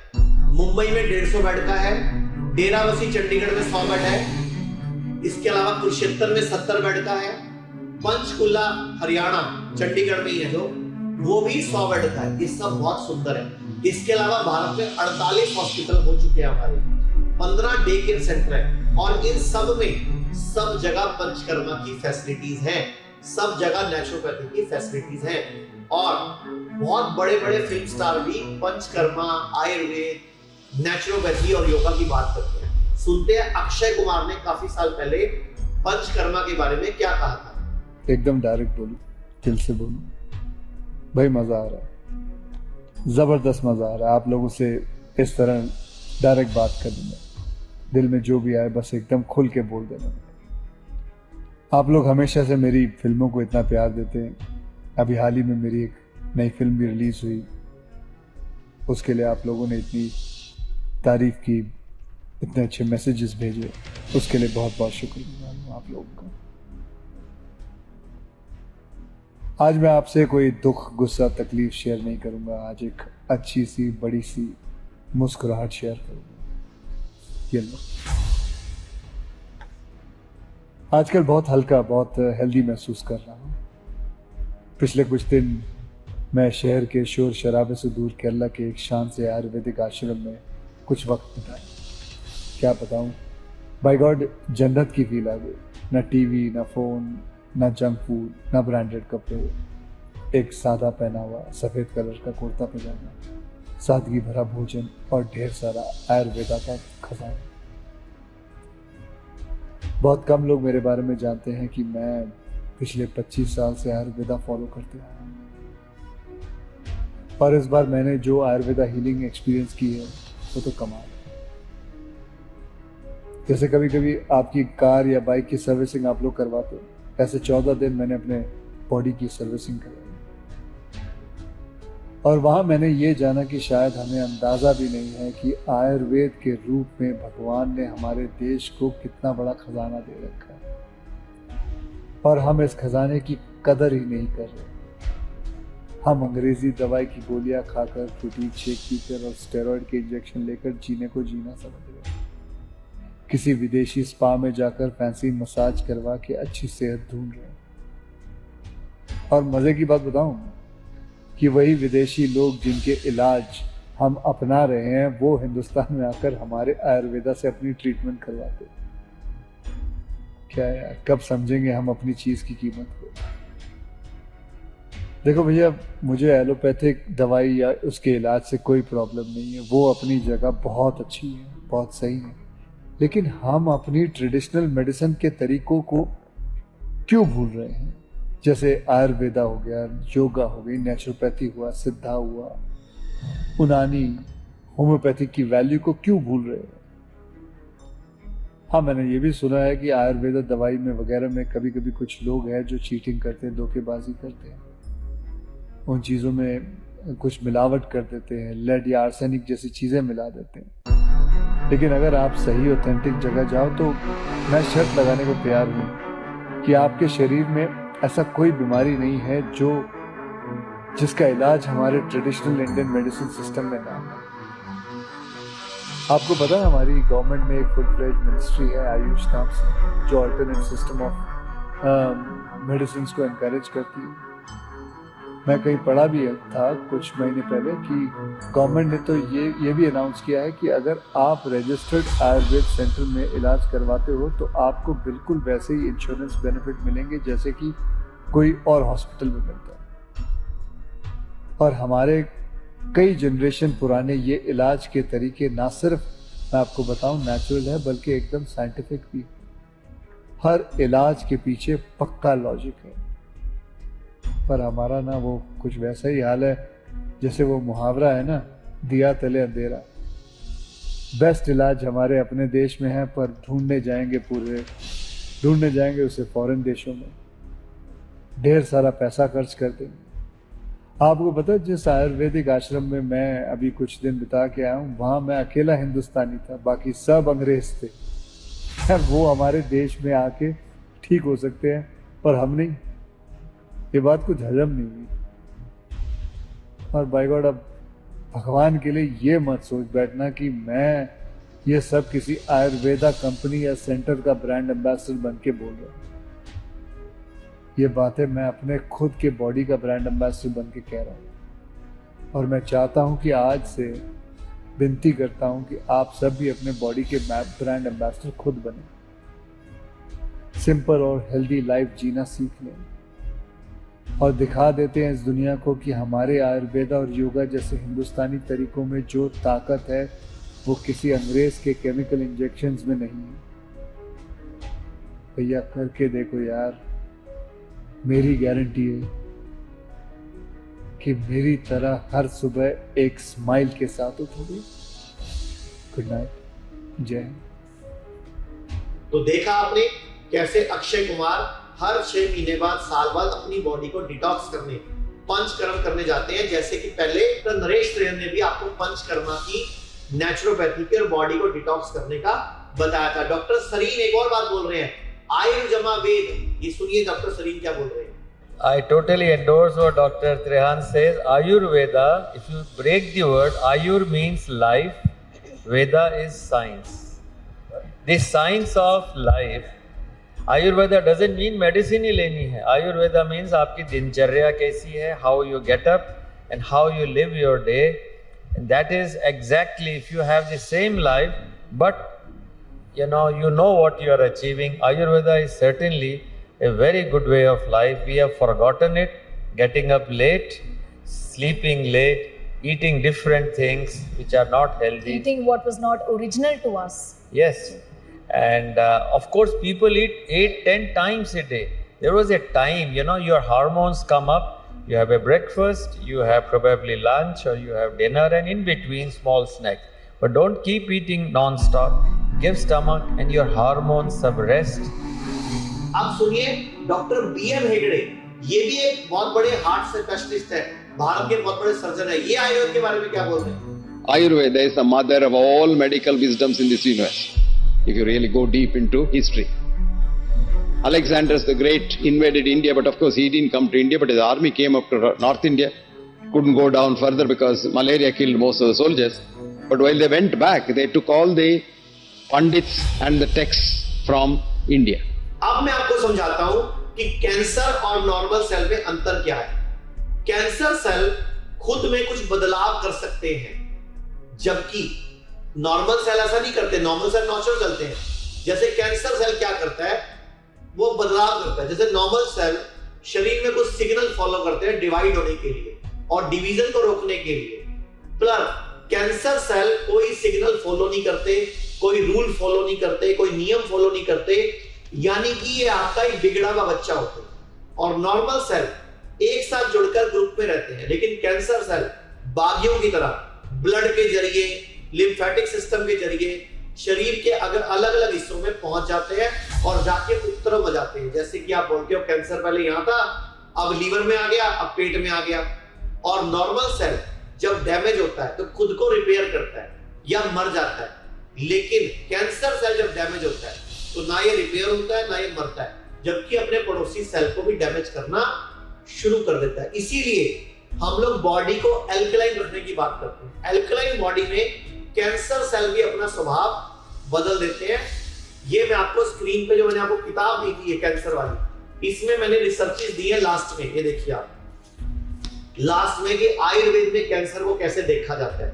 इसी किताब को जब पढ़ोगे ना तो लास्ट में आयुर्वेद कैंसर को कैसे देखता है, और फिर इसके नीचे प्लांट्स कैसे कैंसर पे काम करती हैं, डाइट कैसे काम करती है, ऑटोफेजी कैसे काम करती है, सर्केडियन रिदम कैसे काम करता है, और सब रिसर्च के साथ ना स्कैनर लगे हुए, देखो स्कैनर लगे हुए, आप स्कैन करके रिसर्च को पढ़ सकते हो। हॉट वाटर इमर्शन जो हम अपने हॉस्पिटल में गर्म पानी का टब की थेरेपी देते हैं, वो कैंसर में कैसे काम करती है। नंगे पांव घास पे घूमना कैसे काम करता है। पॉजिटिव थॉट कैसे कैंसर में काम करती है। मैं आपको डॉक्टर शैलेश की एक वीडियो दिखाता हूं जिसमें उन्होंने बताया कि उनकी एक पेशेंट थी जिसको बोला था कि तुम 4-6 महीने में मरने वाली है, लेकिन डॉक्टर मर गया, पेशेंट जिंदा घूम रही है। तो आप भी देखिए इस वीडियो को। कैंसर को देखने का भी एक स्पिरिचुअल नजरिया होता है बहुत लोगों का। बिल्कुल देखते हैं, साइंस के ऊपर एक यूनिवर्सल पावर है और ये पावर अपनी आप के अंदर है जो आप जागरूक कर सकते हैं। एक एग्जांपल देता हूँ, एक मेरी पेशेंट थी, उसको बोला था कि लीवर में पूरा फैला हुआ कैंसर है, तेरे को 6 महीने से ज्यादा टाइम नहीं है।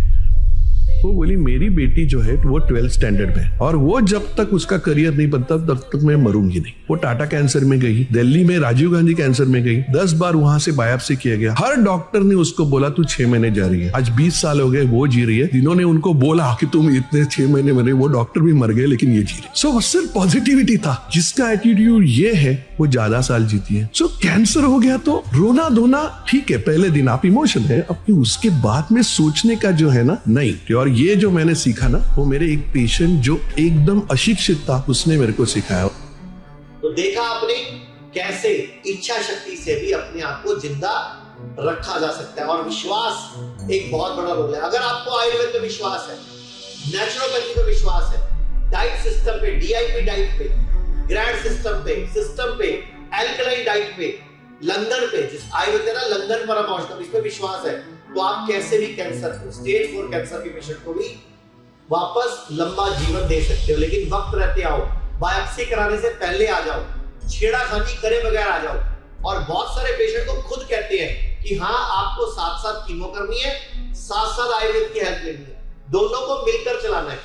इसको इंटीग्रेशन बोलते हैं। और हम आयुर्वेद की मदद लेते हैं, नेचुरोपैथी की मदद लेते हैं, होम्योपैथी की मदद लेते हैं, पंचकर्म की मदद लेते हैं, यूनानी की मदद लेते हैं, सिद्धा की मदद लेते हैं, लामा की मदद लेते हैं।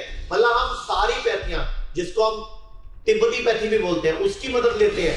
हम सारी पैथियों की मदद लेकर लीच थेरेपी की मदद लेते हैं। और लीच थेरेपी को मैंने नहीं डिजाइन करी।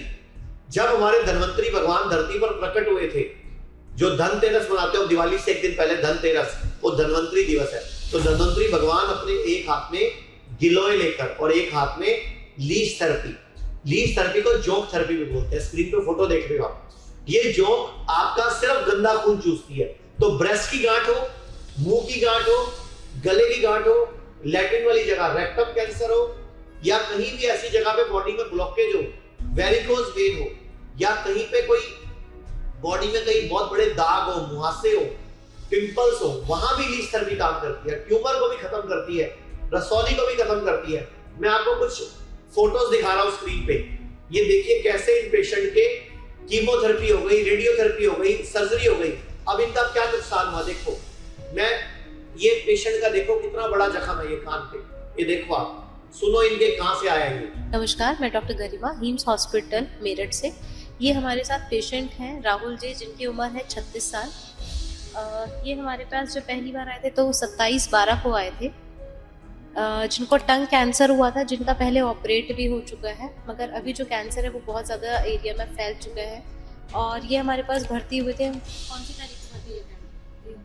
3 जनवरी को भर्ती हुए थे आप लोग। आचार्य जी आपसे मिले भी थे, आचार्य जी ने आपकी वीडियो भी निकाला था। उस टाइम पे घाव बहुत ज़्यादा था इनको। दिखाओ और बार करो।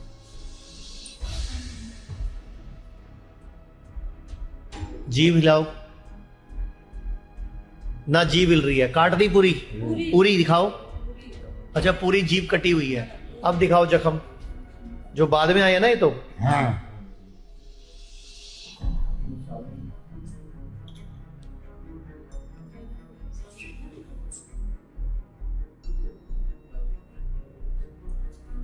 और कहाँ है? आप कौन है इनके? तो ये आगे जख्म, ये कब हुए हैं जख्म आपको? ये जख्म, ये सेक लग रही थी ना, उसी टाइम छोटी छोटी जब रेडियोथेरेपी हुई थी, जब गांठ निकली थी इधर। हाँ, छोटी छोटी सी गांठें निकली थी। हाँ, फिर उसी वक्त वो फूट गए, इस जख्म लग गए। और ये जो कान वाले जख्म है ये कब हुए हैं? बाद में ही हुए हैं। सिपाही कीड़े तो नहीं है ना इसमें अभी? ना, है ना। अभी आपको कैसा लगा? बहुत फायदा है। जिसमें से मवाद जिसका दर्द भी करता है वो पहले जो गांठें थी वो बंद हो चुकी है, जो निकल रही थी। जो और गांठें निकल रही थी वो बंद है। ठीक है, अभी बंद हो गया। अब पहले ज़्यादा बंद हुआ, पहले वो पहले बहुत ज़्यादा बंद हुआ। ठीक है, आचार्य जी ने क्या कहा? ये मरीज का सुधार किया। हाँ जी, हाँ ठीक कर देंगे। ठीक है, आपके मरीज सारे परहेज फॉलो करते हैं? हाँ जी, हाँ कोई जी। दिक्कत तो नहीं, खाने पीने में? नहीं। अभी आप बताइए, आपको कैसा लग रहा है? अभी अच्छा लग रहा है? पहले से बेहतर है? इलाज है? हाँ, लग रहा है कि अभी मैं ठीक हो सकता हूँ कुछ? ठीक है, यहाँ के इलाज के दौरान आपको फायदे लगे और घाव में भी हल्कापन है, आराम से सो पाते हो, कोई दिक्कत तो नहीं होती है, खाना पीना आराम से खा पाते हो? ठीक है, पहले जीभ का ऑपरेशन हो चुका है ना, पूरा जीभ निकाला गया है। ठीक है, दिखाइए एक बार इनका घाव एक बार दिखा लीजिए कि कैसा इनको अभी की तरफ कितना घाव है। इनका ये कान के पीछे बहुत ज़्यादा घाव था, मगर अभी काफ़ी बेहतर है और गले के नीचे भी इनको घाव है। एक बार आप दिखा लीजिए। उम्मीद करते हैं कि आप ऐसे ही फॉलो करेंगे, अच्छे से परहेज पानी करेंगे और ये आगे और भी अच्छा इम्प्रूवमेंट होगा। अगली वीडियो हम जो बनाएंगे वो और बेहतर की उम्मीद करेंगे। ठीक है, ये वीडियो दिखा देना। इन पेशेंट को डॉक्टर ने बोल दिया, आज इन पेशेंट को डॉक्टर ने बोल दिया, जवाब दे दिया, ले जाओ सेवा करो। अब ये पेशेंट हार चुके हैं, इनको बोल दिया आप 20-25 दिन के मेहमान हो, अब आप बचोगे नहीं, आप अब मरोगे और अब पैसे भी नहीं बचे। ये प्लॉट बेच चुके हैं, अपना मकान बेच चुके हैं और पे कर्जा चढ़ चुका है। पेशेंट की उम्र सिर्फ 36 साल है और ये पेशेंट मुझे 27 दिसंबर 2024 को मिले थे। 3 जनवरी 2025 को इन्होंने हमारे मेरठ हॉस्पिटल में एडमिशन लिया। अब देखते हैं इनको क्या फर्क पड़ा। तो देखिए 15 दिन में, ये देखिए पहली फोटो, दूसरी फोटो, सिर्फ 15 दिन में इनका जख्म कितना भरा। यानी कि जिस पेशेंट की जीभ कटी हो, इसको बोल दिया जाए तो 15-20 दिन में मरेगा और उसके हम जख्मों को भर रहे हैं।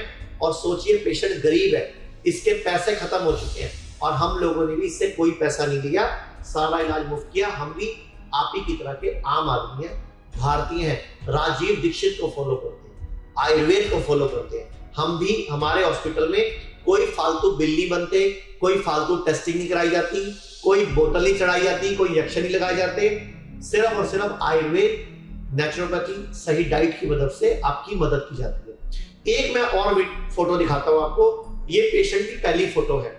ये पेशेंट को बोल दिया गया था कि आप अब 20-25 दिन के मेहमान हैं और ये पेशेंट की 1.5 महीने बाद की फोटो है और पेशेंट हमारे यहां से चलकर गया, जो कि स्ट्रेचर पर आया था।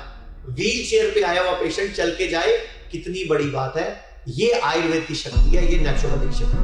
मैं आपको और समझाता हूं कैंसर के बारे में। तो अब नॉर्मल सेल जो होते हैं वो शरीर के द्वारा दिया गया अपना असाइन वर्क करके अपना काम करते हैं। जैसे ब्लड सेल ब्लड बनाती है, मसल सेल मसल बनाती है, लेकिन कैंसर सेल अपने हिसाब से ही काम करती है। वो दूसरे टिश्यू में घुसना शुरू हो जाता है, यानी कि दूसरे टिश्यू में एंट्री ले लेती है और वहां नुकसान हो जाती है। यानी कि आपका बिगड़ा हुआ बच्चा कैंसर है, तो कैंसर को हराने के लिए सबसे पहले कारण को समझो, बीमारी की जड़ पर काम करो, क्योंकि बहुत जरूरी है। जिस रफ्तार से कैंसर के मामले बढ़ रहे हैं, उसने इसे दुनिया में मौत का दूसरा सबसे बड़ा कारण बना दिया है। और कैंसर के इलाज के साथ साथ उसकी रोकथाम, प्रिवेंशन पर काम करना भी उतना ही जरूरी है। जैसे मैं आपको बताता हूं, आप लोग एक डिप वाली चाय पीते हो, डिप वाली चाय पीते हो ना। ये डिप वाली चाय की एक कप में जब हम डिप करके निकालते हैं तो एक कप में 11.5 करोड़ माइक्रोप्लास्टिक एक कप में आ जाता है, एक पाउच से। तो सोचो कितनी भारत में कंपनियां डिप वाली चाय बेच रही है। तो हाथ जोड़ के विनती है, डिप वाली चाय मत पियो, ये जहर है, क्योंकि इसमें कैंसर है, इसमें माइक्रोप्लास्टिक है। इसके अलावा आप सुबह सुबह टूथपेस्ट करते हो, टूथपेस्ट में SLS है, SMS है, कई तरह के और हानिकारक तत्व है जो कि कार्सिनोजेनिक है, कैंसर कारक है। तो क्या करो, हर्बल टूथपेस्ट का इस्तेमाल करो, आयुर्वेदिक टूथपेस्ट का इस्तेमाल करो, नहीं तो दातुन सबसे बढ़िया है। अगर कैंसर का पेशेंट हफ्ते में 5 दिन दातुन यूज करे, चाहे वो नीम का, कभी बबूल का, कभी किसी और ऐसी जड़ी बूटी का, तो आप हैरान हो जाओगे। बॉडी में जब नीम को चबाओगे ना तो एल्कलाइन होगा, वो नीम अंदर जाएगा, आपके कैंसर को हराएगा। सिद्धू जी ने भी क्या बोला था, कैसे कैंसर को हराया। तो सिद्धू जी की वीडियो भी देख लेते हैं, सिद्धू जी ने कैंसर को कैसे हराया। Dhoni has been declared clinically cancer free today. Sugar cut करो, milk products gone, आटा gone, मैदा gone, aerated drinks gone, right? समोसे, जलेबी, everything gone. कि कैंसर को अगर गैप दो खाने में, शुगर नहीं दो, कार्बोहाइड्रेट्स नहीं दो रोटी, तो कैंसर के सेल खुद ब खुद मरने लग जाते हैं। और जो सिद्धू जी ने बोला, सिद्धू जी 5 साल से हमारी टीम के साथ जुड़े हुए हैं। और सिद्धू जी जब जेल में थे, सिद्धू जी का जब लीवर फैटी था, तो हमारी ही डाइट से, हमारे संस्थान के गाइडेंस से वो चल रहे हैं। और मैं आपको भारती की वीडियो भी दिखाना चाहूंगा। भारती की मम्मी को डॉक्टर ने जवाब दे दिया था, उनको डॉक्टर ने बोला था ले जाओ सेवा करो, और उसकी मम्मी से सुनते हैं उनको बिस्तर से उठा के लाए थे, स्ट्रेचर पे लेके आए थे, और आज उसकी मम्मी चल रही है। अभी 4-5 दिन पहले ही भारती ने अपनी मम्मी का वीडियो डाला है जिसमें मम्मी डांस कर रही है, थिरक रही है, और जो 7 साल से इंसुलिन लगा रही थी बंद हो गया। सुनते हैं जरा। हाँ जी आंटी, हुण तुहाडी किवें तबीयत लग रही है तुहानू? बहुत बढ़िया लग रही है। मुझे ऐ लगे कि मैं बीमारी नहीं है, मैं ठीक है। ਅੱਛਾ, ਤੁਸੀਂ ਜਿਸ ਦਿਨ ਸਾਡੇ ਹਸਪੀਟਲ ਹਿਮਸ ਇੱਥੇ ਦਿੱਲੀ ਵਾਲੇ ਚ ਆਏ ਸੀ, ਮੇਰਠ ਵਾਲੇ ਚ, ਜੀ ਤੁਹਾਡੀ ਉਸ ਦਿਨ ਕਿਵੇਂ ਕੰਡੀਸ਼ਨ ਸੀਗੀ? ਇੰਨੀ ਮਾੜੀ ਕੰਡੀਸ਼ਨ ਸੀ ਕਿ ਮੈਂ ਚੱਲ ਵੀ ਨਹੀਂ ਸਕਦੀ ਸੀ। ਮਤਲਬ ਤੁਹਾਨੂੰ ਪੈਰ ਸੁੱਜੇ ਹੋਏ ਸੀਗੇ? ਪੈਰ ਸੁੱਜੇ ਹੋਏ ਸੀ, ਹੱਥ ਸੁੱਜਿਆ, ਮੂੰਹ ਸਾਰਾ, ਮਤਲਬ ਮੈਂ ਸੁੱਜੀ ਹੋਈ ਸੀ। ਕਾਫੀ ਦਿੱਕਤ ਸੀਗੀ? ਕਾਫੀ ਦਿੱਕਤ, ਚੱਲ ਵੀ ਨਹੀਂ ਸਕਦੀ ਸੀ। ਹੁਣ ਤੁਹਾਨੂੰ ਕੋਈ ਦਿੱਕਤ ਪਰੇਸ਼ਾਨੀ? ਕੋਈ ਪਰੇਸ਼ਾਨੀ, ਕੋਈ ਕੁਝ ਨਹੀਂ, ਮੈਂ ਆਪੇ ਹੀ ਚਲਦੀ, ਆਪੇ ਹੀ ਉਹ ਕਰਦੀ ਆ। ਤੁਸੀਂ ਕਿੰਨੇ ਸਾਲ ਤੋਂ ਇਨਸੂਲਿਨ ਲਗਾ ਰਹੇ ਸੀ ਪਹਿਲਾਂ? ਹੋ ਗਏ 5-6 ਸਾਲ ਹੋ ਗਏ ਮੈਨੂੰ। 5-6 ਸਾਲ ਤੋਂ ਇਨਸੂਲਿਨ ਚੱਲ ਰਹੀ ਸੀਗੀ? ਹਾਂਜੀ। ਇੱਥੇ ਤੁਹਾਡੀ ਕਿੰਨੇ ਦਿਨ ਚ ਇਨਸੂਲਿਨ ਬੰਦ ਹੋ ਗਈ ਸੀ? 4 ਦਿਨਾਂ ਦੇ ਬਾਅਦ ਹੀ ਮੇਰੀ ਠੀਕ ਹੋ ਗਈ, ਲਗਾਣਾ ਹੀ ਨਹੀਂ ਪਿਆ, ਉਹਨਾਂ ਨੇ ਮਨਾ ਕਰਤਾ ਕਿ ਤੁਹਾਨੂੰ ਇਨਸੂਲਿਨ ਨਹੀਂ ਲਗਾਣੀ ਹੁਣ। और ते शुगर भी ठीक आंदी रही। ਹੁਣ 1.5 ਮਹੀਨਾ ਹੋ ਗਿਆ ਤੁਹਾਡੀ ਇਨਸੂਲਿਨ ਬਿਲਕੁਲ ਨਹੀਂ ਲੱਗੀ ਤੁਹਾਨੂੰ? ਬਿਲਕੁਲ ਨਹੀਂ ਲੱਗੀ। ਅੱਛਾ, ਤੁਹਾਨੂੰ ਜਦੋਂ ਕਿਡਨੀ ਦੀ ਦਿੱਕਤ ਦੱਸੀ ਸੀ ਪਹਿਲੀ ਵਾਰੀ, ਹਾਂਜੀ, ਤੁਸੀਂ ਕਿਵੇਂ, ਕਿਹੜੀ ਹਾਲਤ ਵਿੱਚ ਇੱਥੇ ਆਈ ਸੀ? ਕਿਡਨੀ ਤੁਹਾਨੂੰ ਤਾਂ ਡਾਇਲਿਸਿਸ ਦੱਸਿਆ ਸੀ ਡਾਕਟਰ ਨੇ? ਦੱਸਿਆ ਸੀ ਕਿ ਤੁਹਾਨੂੰ ਕਰਵਾਉਣੀ ਹੀ ਪੈਣੀ ਹੈ, ਤੁਹਾਡੀ ਕਿਡਨੀ ਖਰਾਬ ਹੋ ਗਈ ਹੈ। ਮੈਨੂੰ ਟੇਬਲ ਤੋਂ ਚੁੱਕ ਕੇ ਲਿਆਏ ਆ ਬੱਚੇ ਕਿ ਨਹੀਂ ਅਸੀਂ ਨਹੀਂ ਕਰਵਾਉਣੀ, ਮੈਂ ਵੀ ਨਹੀਂ ਕਰਵਾਉਣੀ। ਅੱਜ ਤੁਹਾਨੂੰ ਲਗਭਗ ਇੱਥੇ 1.5 ਮਹੀਨਾ ਹੋ ਗਿਆ। ਹਾਂਜੀ। 1.5 ਮਹੀਨੇ 'ਚ ਤੁਸੀਂ ਆਪਣੇ ਆਪ ਨੂੰ ਕੀ ਫੀਲ ਕਰਦੇ ਹੋ? ਆਪਣੇ ਆਪ ਨੂੰ ਇਹੀ ਫੀਲ ਕਰਦੀ ਹਾਂ ਕਿ ਮੈਂ ਕਦੀ ਬਿਮਾਰ ਹੀ ਨਹੀਂ ਹੋਈ। ਏਦਾਂ ਮੈਨੂੰ ਹੈਗਾ ਹੈ, ਕਿਸੇ ਸੋਚ ਵੀ ਨਹੀਂ ਸਕਦੀ। ਇਹ ਕਹਿੰਦੇ ਬਿਮਾਰ ਮੈਨੂੰ ਨਹੀਂ ਲੱਗਦਾ ਕਿ ਮੈਂ ਬਿਮਾਰ ਹੈਗੀ ਸੀ। ਇੱਥੇ ਤੁਹਾਡੀ ਚੁਸਤੀ ਫੁਰਤੀ ਵੱਧ ਗਈ? ਹਾਂ, ਬਹੁਤ ਜ਼ਿਆਦਾ। ਤੁਹਾਡਾ ਚਿਹਰਾ, ਹੱਥ, ਪੈਰ ਸਭ ਸੁੱਜਣ ਹਟ ਗਈ ਹੋਈ ਹੈ? ਹਾਂ, ਸਾਰਾ ਸਭ ਹਟ ਗਿਆ, ਨਹੀਂ ਤੇ ਬੜੀ ਸੁੱਜਿਆ ਹੋਇਆ ਸੀ। ਮੈਂ ਕਹਿੰਦੀ ਪਤਾ ਨਹੀਂ ਕਿ ਮੈਂ ਮਰਨਾ ਕਿ ਬੱਚਿਆਂ ਨੂੰ ਕਹਿੰਦੀ ਸੀ ਕਿ ਮਿਲ ਲਓ, ਪਤਾ ਨਹੀਂ ਮੈਂ ਅੱਜ ਹੈਗੀ ਕੱਲ ਨਹੀਂ ਹੈਗੀ ਸੀ। ਹੁਣ ਤੁਹਾਨੂੰ ਹੌਸਲਾ ਆ ਗਿਆ? ਬੜਾ ਹੌਸਲਾ ਆ ਗਿਆ ਹੈ। ਤੇ ਹੁਣ ਤੁਹਾਡੀ, ਜਦੋਂ ਤੁਸੀਂ ਇੱਥੇ ਆਏ ਸੀ ਉਦੋਂ ਤੁਹਾਡੀ ਐਲੋਪੈਥੀ ਵਾਲੀ ਕਿੰਨੀ ਗੋਲੀਆਂ ਚਲਦੀਆਂ ਸੀਗੀਆਂ? ਕਿੰਨੀਆਂ, ਇਹ ਗਿਣਤੀ ਵੀ ਨਹੀਂ ਹੈਗੀ, ਕੋਈ ਖਾਂਦਾ ਕਿ ਭੁੱਲ ਵੀ ਜਾਂਦੀ ਸੀ। ਹੁਣ ਮੈਨੂੰ कोई टेंशन नहीं, मैं नहीं सोनी है, घोड़े बेच के पूरा सोनी। और ये सारा खेल है लिपोफिलिसिटी का। ये लिपोफिलिसिटी होती क्या है, ये कैंसर में क्या काम करती है, तो आप सुनो ध्यान से। एलोपैथी के अंदर कोई भी दवाई, बीपी की गोली, शुगर की गोली, बुखार की गोली, जोड़ों के दर्द की गोली, एसिडिटी की गोली, गैस की गोली, तेजाब की गोली, डिप्रेशन की गोली, थायराइड की गोली, या कोई भी दवाई जब बनती है तो लिपोफिलिसिटी यूज होता है। मींस कहने का कि वो दवाई डबल, ट्रिपल या 4 गुने या 5 गुने केमिकल के साथ बनती है, क्योंकि बॉडी ये मानती है, डॉक्टर ये मानते हैं कि हमारा लीवर 80-90% दवाई को बाहर फेंक देगा। तो हमारी बॉडी में ज्यादा दवाई जाए तो इसके लिए उसके अंदर का केमिकल बढ़ा दिया जाता है। मान लेते हैं आज से 10 साल पहले, 5 साल पहले, 15 साल पहले आपकी बीपी की गोली शुरू हुई थी, या आपको शुगर की दवाई शुरू हुई थी, या आपने एसिड की गोली खानी शुरू की थी, या आपने कोई नींद की गोली खानी शुरू की थी, या आपने खून पतला करने की दवाई खानी शुरू की थी हार्ट पेशेंट में। अब इसका कैंसर में क्या रोल है?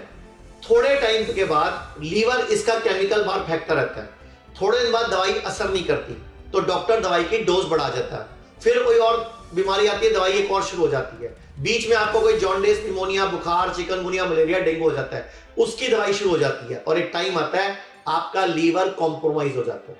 अब या तो लीवर फैटी हो जाता है, या लीवर फाइब्रोसिस, या लीवर सिरोसिस, या लीवर फेल हो जाता है, लीवर कैंसर भी हो जाता है, या एसिड बन रहा है, या गैस बन रही है, तो समझो आपका लीवर कम काम कर रहा है, या आपका लीवर के टेस्ट बिगड़े हुए हैं, SGOT, SGPT बिगड़े हुए हैं, या आप बीपी की गोली खा रहे हो, बीपी नॉर्मल आ रहा है। लेकिन बीपी नॉर्मल कैसे आ रहा है? बीपी की गोली से। बीपी की गोली को कैसे पता मुझे कैसे नॉर्मल करना है? या आप शुगर की गोली खा रहे हो, शुगर नॉर्मल आ रही है, सोचो वो शुगर का कर क्या रही है? वो शुगर ब्लड से तो निकाल रही है, लेकिन बॉडी में कहीं फेंक रही है। इसीलिए रेटिनोपैथी, न्यूरोपैथी और आपका नेफ्रोपैथी, ये बीमारियां आती है, किडनी फेल होती है, आंख खराब होती है, पैर खराब होते हैं, जख्म नहीं भरते, तो इसको लिपोफिलिसिटी के अंतर्गत लाते हैं कि एलोपैथी दवाई कोई भी है वो केमिकल से बनती है और लीवर एक टाइम के बाद वो केमिकल नहीं निकाल पाता, तो वो केमिकल सारा बॉडी में जा रहा है, इसीलिए पेट में पानी भरना, कुछ पेशेंट को कैंसर जगह जगह फैलना, क्योंकि वो बीपी की गोली, शुगर की गोली, थायराइड की गोली लगातार खाए जा रहे हैं या कोई और गोली खाए जा रहे हैं। तो मैं हाथ जोड़ के विनती करता हूं, अगर आप भी कोई दवाई लंबे सालों से खा रहे हो तो अभी भी वक्त है, आयुर्वेद में शिफ्ट हो जाओ, वो गोली छूट जाएगी, या अपना लंघन करके, डाइट ठीक करके, डीआईपी डाइट से अपनी गोली को छोड़ो, बीमारी को रिवर्स करो, बीपी को रिवर्स करो, शुगर को रिवर्स करो, थायराइड को रिवर्स करो, प्राणायाम करो, योगा करो। बीमारी की दवाई छोड़नी है, वो दवाई नहीं छोड़ी ना तो आपको अगली बीमारी, दूसरी बीमारी, तीसरी बीमारी आएगी। ये लिपोफिलिसिटी का सिद्धांत है, गूगल पे पढ़ लो। और केमिकल वाली दवाइयां नुकसान करती हैं। ये स्क्रीन पर मैं एक रिसर्च पेपर दिखा रहा हूं कि जो आप लगातार कई सालों से बीपी की गोली खा रहे हो, उसके कुछ रिसर्च पेपर है, स्कैनर भी दिख रहे हैं आपको। इस स्कैनर को स्कैन करोगे तो रिसर्च खुल जाएगी कि कैसे बीपी की गोली ही किडनी फेल कर रही है, कैसे बीपी की गोली डायबिटीज दे रही है, कैसे बीपी की गोली कैंसर दे रही है। और आप देखो शुगर का, कैसे शुगर की दवाई हार्ट प्रॉब्लम दे रही है, कैसे शुगर की दवाई सेक्स प्रॉब्लम दे रही है। ये ऐसे मैंने पूरी की पूरी बुकलेट तैयार कर दी है। अगर आप भी कोई बुकलेट चाहते हो पढ़ना तो नीचे जिस बीमारी की बुकलेट चाहते हो वो लिख दीजिए हमारे कमेंट बॉक्स में। जैसे आप शुगर की बुकलेट मांगोगे तो शुगर लिख दो, तो आपको शुगर की बुकलेट व्हाट्सएप कर दी जाएगी। अगर आप थायराइड के बारे में चाहोगे तो थायराइड की बुकलेट व्हाट्सएप कर दो। अगर कैंसर की मांगोगे तो कैंसर की व्हाट्सएप कर देंगे, किडनी की मांगोगे किडनी की व्हाट्सएप कर देंगे। तो जो शब्द नीचे लिखोगे कमेंट बॉक्स में हम वो आपको व्हाट्सएप कर देंगे, ताकि आप पढ़ सके रिसर्च पेपर जो दुनिया में हो चुके हैं कि ये दवाइयां कैसे नुकसानदायक है। और पूरी दुनिया में जब जब डॉक्टरों की हड़तालें हुई हैं, डॉक्टरों की हड़तालें हुई हैं, लंबी चली हैं, लोग कम मरे हैं, लोग कम मरे हैं। एक रिसर्च पेपर और देख लीजिए कि लोग हॉस्पिटल में जाकर मरते हैं या घर पर मरते हैं।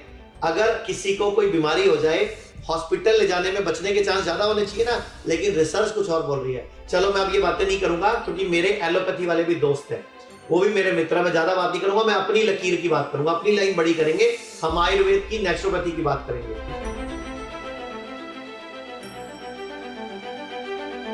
जैसे स्मोकिंग है, टबैको है, रेडिएशन है, साबुन है, हेयर डाई है, केमिकल बेस्ड टूथपेस्ट है, केमिकल है, इंसेक्टिसाइड है, पेस्टिसाइड है, वाटर पोल्यूशन है, एयर पोल्यूशन है, और प्लास्टिक के बर्तन में खाना खाना या प्लास्टिक के बर्तन में पानी पीना।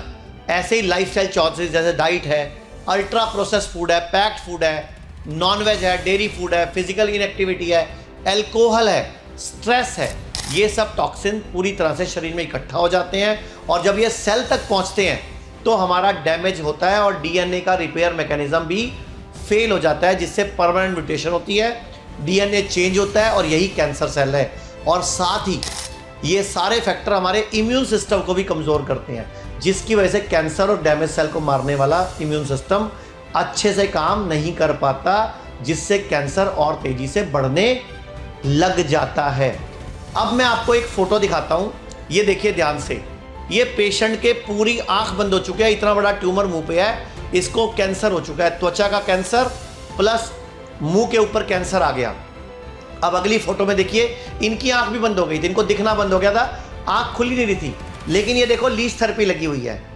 ये लीच थेरेपी लगाई, लीच थेरेपी ने अपना काम किया और अब इस पेशेंट का कैंसर का ट्यूमर का साइज लगभग 30% रह गया और आंखें खुल गई। ये दूसरी फोटो में देखिए, इनकी मैं वीडियो भी सुना देता हूं आपको। इनकी पहले आंख खुल भी नहीं पा रही थी, डायग्नोज हुआ कि कैंसर था। हमने उसका ऑपरेशन कराया दिल्ली से। क्या समस्या थी, आपने पीछे क्या क्या ट्रीटमेंट लिया, आपके साथ क्या कंडीशन थी? 2023 में अक्टूबर में हमको डायग्नोज हुआ कि कैंसर था जी। कैंसर के बाद में हमने उसका ऑपरेशन कराया दिल्ली से। क्या हुआ था उस दौरान? आपको कीमो हुआ था, रेडिएशन हुआ था, सर्जरी हुआ था? उसमें पहले उन्होंने ऑपरेशन किया था जी, उसके बाद में रेडिएशन कराया। कितना रेडिएशन हुआ था आपका? 30। 30 रेडिएशन हुआ, आपका ऑपरेशन हुआ। हाँ, पढ़ने नहीं देना चाहिए, हमने टाइम बहुत वेस्ट किया।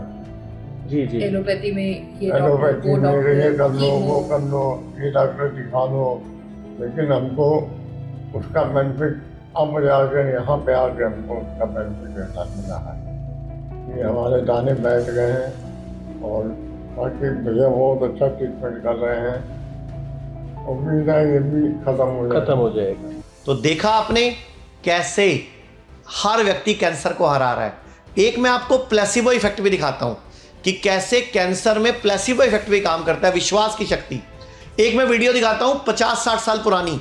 उस टाइम कैंसर के इलाज में एक थ्योरी आई थी, एक दवाई का रिसर्च हुआ था, और ये वीडियो देखते हैं। क्या यह संभव है कि अगर किसी व्यक्ति को डॉक्टर पानी का इंजेक्शन लगाए और उसकी बीमारी ठीक हो जाए? बात है 1957 की। एक व्यक्ति थे मिस्टर राइट, जिनको 4th स्टेज लिम्फोसार्कोमा नाम का कैंसर था और संतरे जितने बड़े बड़े 4-5 लंप उनके शरीर पे निकले हुए थे। सोचो देखकर कैसा लगेगा। एक दिन मिस्टर राइट न्यूज़पेपर में पढ़ते हैं कि साइंटिस्ट ने घोड़े के सीरम से क्रिबियोजिन नाम की वैक्सीन बनाई है जो 1st स्टेज कैंसर पेशेंट्स के लिए कारगर है। अब ये पढ़कर मिस्टर राइट के दिमाग में एक अनरियलिस्टिक और एक जबरदस्त सा बिलीफ क्रिएट हुआ कि अगर ये मैं लगवा लेता हूं ना तो मैं ठीक हो जाऊंगा। हालांकि डॉक्टर्स ने मना भी किया, लेकिन उनकी जिद थी कि मुझे इंजेक्शन लगवाना है। जैसे ही इंजेक्शन लगा, यू विल बी शॉक्ड कि कुछ ही दिन के अंदर उनका कैंसर बिल्कुल ठीक हो गया। डॉक्टर्स ने उनका टेस्ट किया एंड दे वर शॉक्ड कि उनको कोई कैंसर नहीं था। 2 महीने तक मिस्टर राइट बढ़िया थे, लेकिन एक दिन उन्होंने पेपर में फिर रिपोर्ट पढ़ी कि क्रिबियोजिन वैक्सीन इतनी कारगर नहीं है। वो पढ़ते ही उनका बिलीफ चेंज हो गया, या समझ लो टूट गया। और हुआ क्या, 4th स्टेज कैंसर फिर से डेवलप हो गया। तो इस बार डॉक्टर्स को ये पता था कि ये व्यक्ति इंजेक्शन से ठीक नहीं हुआ, ये अपने बिलीफ से, प्लेसिबो इफेक्ट जिसे बोलते हैं, उससे ठीक हुआ है। तो डॉक्टर्स ने एक झूठ बोला मिस्टर राइट को कि हमारे पास ना क्रिबियोजोन की एक एडवांस डोज पड़ी हुई है, हम उसे आपको लगा देते हैं, you will be shocked. Doctor ने पता क्या डाला था उस इंजेक्शन में? पानी डाला था। और अब मानोगे नहीं कि मिस्टर राइट का जो कैंसर था वो ठीक हो गया। जी हाँ, वो संतरे जितने बड़े ट्यूमर सब ठीक हो गए और पूरा सिनेरियो, पूरी रिपोर्ट पेपर में छपा था उस समय। और इसीलिए हार्वर्ड यूनिवर्सिटी की डॉक्टर एनी हैरिंगटन ये बात बोलती है कि विश्वास ऐसी चीज है, मतलब प्लेसिबो की बात कर रही है, कि अगर आप खुद को झूठ भी बोलते हो लेकिन विश्वास है उस पर आपको कि मैं ठीक हो सकता हूं, तो सच में ठीक हो जाओगे। क्या आपको विश्वास है खुद पर? आप अपने हर फैमिली मेंबर को ये स्टोरी जरूर शेयर करें, ये आपकी तरफ से गिफ्ट हो सकता है उनको। तो देखा आपने,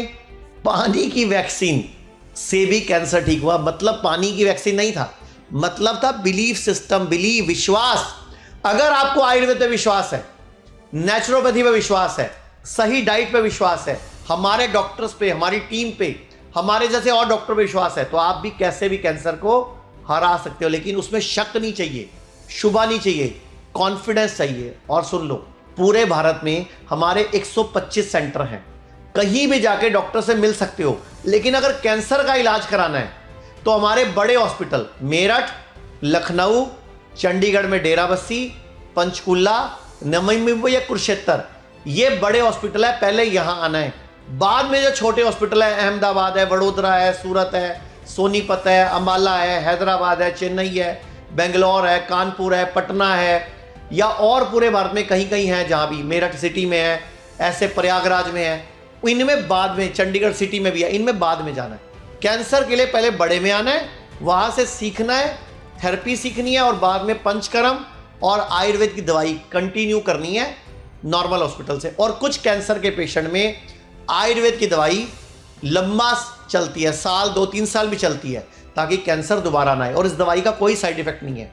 स्क्रीन पे बहुत सारी दवाइयों की फोटो दिखा देता हूं जो हमारी संस्था बनाती है, और कई क्लिनिकल ट्रायल हो चुके हैं। बीपी की गोली का हम क्लिनिकल ट्रायल कर चुके हैं, बीपी को कंट्रोल करती है। शुगर की गोली का भी क्लिनिकल ट्रायल कर चुके हैं, शुगर कंट्रोल होती है, रिवर्स होती है। सीकेडी किडनी की दवाई हम क्लिनिकल ट्रायल कर चुके हैं, लीवर की दवाई हम क्लिनिकल ट्रायल कर चुके हैं। इसके अलावा डिप्रेशन, एंजाइटी, नींद न आने की डॉक्टर सुकून हम बना चुके हैं। तो ऐसे कई दवाइयां बना चुके हैं। और किडनी, कैंसर, लीवर, हार्ट, हम कई बीमारियों पे काम कर रहे हैं। और एक मैं आपसे बोलूंगा, ये वीडियो ना ज़्यादा से ज़्यादा लोगों तक पहुंचानी है, अपने हर रिश्तेदार तक पहुंचानी है, जानने वाले तक पहुंचानी है, ताकि कोई भी कैंसर में गलत इलाज, जैसे वो लेडी की वीडियो दिखाई थी ना मैंने, जिनकी आंख निकली हुई थी, याद है शुरू में दिखाई थी, वो उनकी आंख निकल गई। क्यों? क्योंकि उन्होंने यहाँ पे हल्की से ट्यूमर के चक्कर में लीज थेरेपी से ठीक हो सकती थी, लेकिन उन्होंने कीमो कराई और पहली कीमो में ही आंख चली गई। और डॉक्टर ने आंख ये कह के निकाली कि अब कैंसर पूरी बॉडी में फैलेगा नहीं, जबकि बाद में तो कैंसर पूरी बॉडी में फैल गया। और अभी वो पेशेंट हमारे पास ट्रीटमेंट चल रहा है, उनको ये बोला गया था 1.5-2 महीने के मेहमान है, लेकिन आज 4 महीने हो गए हैं उनको। 19 दिन रहे थे हमारे मुंबई हॉस्पिटल में, अभी तक जिंदा घूम रहे हैं वो। शर्त सिर्फ यही है, इच्छा शक्ति, वैल्यू। अभी एक वीडियो और दिखाता हूं मैं आपको। इन पेशेंट की गांठ सिर्फ 9 दिन में ठीक हुई है, इनकी गांठ गायब हो गई। ये भी देखिए जरा। जो गांठें मेरे को ऐसे पकड़ने में आती थी वो ढूंढनी पड़ती है। 9 दिन हुआ है मेरे को 80% आराम। कितना परसेंट है? 80%। कब से थी गांठें पहले ये बताओ? ये गांठ तो मेरे को कम से कम 5-6 साल से थी और जो नीचे 2-3 और हो गई थी वो 3-4 महीने से। 5-6 साल से गांठ थी और एक 3-4 महीने से थी। और बहुत बड़ी बात कही है सर ने कि वो गांठें 9 दिन में ढूंढने से भी नहीं मिल रही। ढूंढने से बिल्कुल महसूस होते हैं अभी थी। अगर कह दिया होगा बायोप्सी करवाने के लिए? हाँ बोल दिया था इस बार मैं चेकअप किया था, उन्होंने बोला था करवा लेते तो फिर तो कुछ भी हो सकता था। मेरे 36 साल है। 36 साल तो कम ही होती है उम्र। हाँ उम्र कुछ नहीं, लेकिन वेब सीरीज में क्या होता है जब सेक लगाते हैं ना तो आप शरीर के अंदर कुछ भी नहीं जोड़ते हो। अच्छा। मरीज शरीर होता है एक समूह। बायोप्सी में तो ये होता है कई बार कैंसर फैल भी जाता है। हाँ फैल जाता है। तो अब कैसा लग रहा है? बहुत बढ़िया लग रहा है। दिल खुश है? बिल्कुल दिल खुश। जय हरियाणा है। जय हरियाणा जय भारत। ये जैसे अब गांठ खत्म हो जाएंगी तो फिर और लोगों को भी बताएंगे? मैं तो सभी को यही मैसेज दूंगा, आप एलोपैथी को छोड़ के आयुर्वेद को अपनाएं। जब तक मेडिकल साइंस का लोगों को चैन भी नहीं हुआ, आयुर्वेद तो हमारा बहुत पुराना है। बहुत पुराना है हमारी हम महाभारत में देखते आ रहे हैं, रामायण में देखते आ रहे हैं, सभी में यही चल रहा। आयुर्वेद ही हमारा सबसे बड़ा स्वास्थ्य है। एक और बात, कौन से फूड खाने चाहिए कैंसर में एंटीऑक्सीडेंट जिनमें ज्यादा हो? एक वीडियो देखते हैं। Doctor, you know, when it comes to cancer, there's chemotherapy, radiation, immunotherapy, surgery, respect all of that. And then you speak about eating to starve cancer, which was absolutely brilliant. I would love for you to touch upon that topic on eating to starve cancer. Is this discovery that you can actually cut off the blood supply of feeding cancers using foods that naturally contain substances that inhibit angiogenesis. What are some of those foods? Berries. Strawberries have ellagic acid. Blueberries have anthocyanin. Fruits, peaches have chlorogenic acid, and so do apples. Vegetables like broccoli have sulforaphanes, isothiocyanates. So again, we're starting to categorize these foods and what they contain, and many of them can cut off the blood supply to tumors. इसके अलावा आपने antioxidant पानी पीना है, negative ORP वाला, जो oxidation reduction potential को minus में दिखाए। और वो पानी हम बना चुके हैं, मैंने पहले भी बोला, वो वीडियो मंगा लेना। अगर पानी में वो ड्रॉपर डाल के पानी गुलाबी हो तो ही एंटीऑक्सीडेंट है, वरना वो पानी आपके लिए एसिडिक है, कैंसर कारक है। और एक एलोपैथी में ट्रीटमेंट ऑप्शन क्या है? रेडियोथेरेपी। कैंसर के इलाज का एक ऐसा तरीका है जिसमें हाई एनर्जी रेडिएशन का इस्तेमाल करके कैंसर सेल को डिस्ट्रॉय किया जाता है। इसका टारगेट कैंसर सेल के DNA को डैमेज करना होता है, लेकिन जिस जगह पर रेडिएशन दी जाती है ये उसके आसपास के हेल्दी टिश्यू पर भी असर डालती है और नुकसान पहुंचाती है। यानी कि कैंसर को मारने के साथ साथ ये मेरे हेल्दी सेल्स को भी मारती है। आपने एक वीडियो देखा था ना, पहले मैंने आपको दिखाया था, जिसके कान पे जख्म हो गए थे, बाद में ठीक हुए, वो रेडियोथेरेपी के साइड इफेक्ट से ही हुए थे। अब और देखते हैं, एक होता है कैंसर में कीमोथेरेपी, एक होता है सर्जरी। सर्जरी, अब हमारे ब्रेस्ट में सर्जरी कर देते हैं कि ब्रेस्ट निकाल दी, लेकिन मैं आपको दिखाता हूं, ये फोटो देखो, ये लेडी ने ब्रेस्ट निकाली, अब इसकी इस ब्रेस्ट की जगह यहां पे हो गया, बाजू के नीचे हो गया। अब किसी के दूसरी जगह ब्रेस्ट पे आ गया और किसी की बाजू मोटी हो गई। अब एक लड़की की तो बाजू मोटी हुई और पतली नहीं हुई।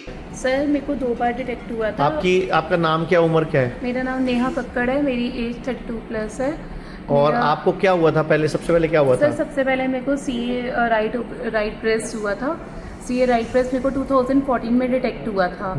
तो ये उन्होंने मेरी कीमोथेरेपीज वगैरह सब। कितनी कीमो हुई आपकी? सर मेरी उन्होंने मतलब 6 का सर्कल था, 3 और 3 स्ट्रॉन्ग कीमो थी, ये 6 का सर्कल था। तब ये कीमो भी हुई थी और रेडिएशन भी हुई थी राइट पे, और सर्जरी भी हुई थी। हाँ जी, right breast has been removed मेरी। ओके।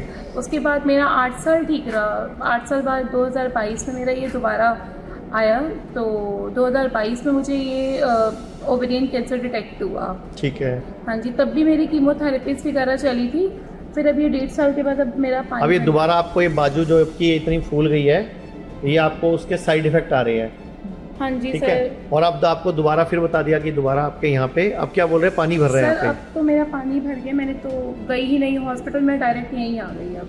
तो आप लोगों को क्या बोलना चाहोगे? जाओ सीधा ऑपरेशन कराओ, कीमो रेडियो कराओ। नहीं नहीं, मैं तो यही बोलूँगी कि यहाँ से यहाँ पे आके ठीक होंगे। तो अभी आपको यहाँ कितने दिन हो गए हैं? सर मेरे को यहाँ पे 6 डेज हो गए। वैसे 6 दिन में अगर आप अपने आप से फीलिंग वाइज पूछूं मैं आपसे, तो 6 दिन में कोई अपनी फीलिंग में कोई आपको फर्क लग रहा है? हाँ जी सर, ये पहले और मोटी थी, अब थोड़ी मतलब ये पहले इससे भी मोटी थी हाँ जी, और अभी आपको ये कम होनी शुरू हो गई है। तो सर्जरी जो होती है ना वो ज्यादातर शुरुआती स्टेज में ही कर देते हैं जहाँ कैंसर सेल या ट्यूमर सेल होते हैं, लेकिन मैं बोल रहा हूँ ये जो फर्स्ट स्टेज कैंसर में सर्जरी चल रहा है ना, ये गलत है, क्योंकि सर्जरी के बाद भी रेडिएशन थेरेपी, कीमोथेरेपी तो दी जाती है और उसका साइड इफेक्ट है, और एक होती है टारगेट थेरेपी, आपने सुना होगा इम्यून थेरेपी, ये बहुत महंगी पड़ती है।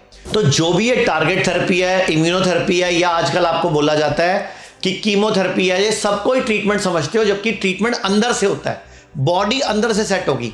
कीमोथेरेपी कैंसर का कोई गारंटेड या परमानेंट इलाज नहीं है।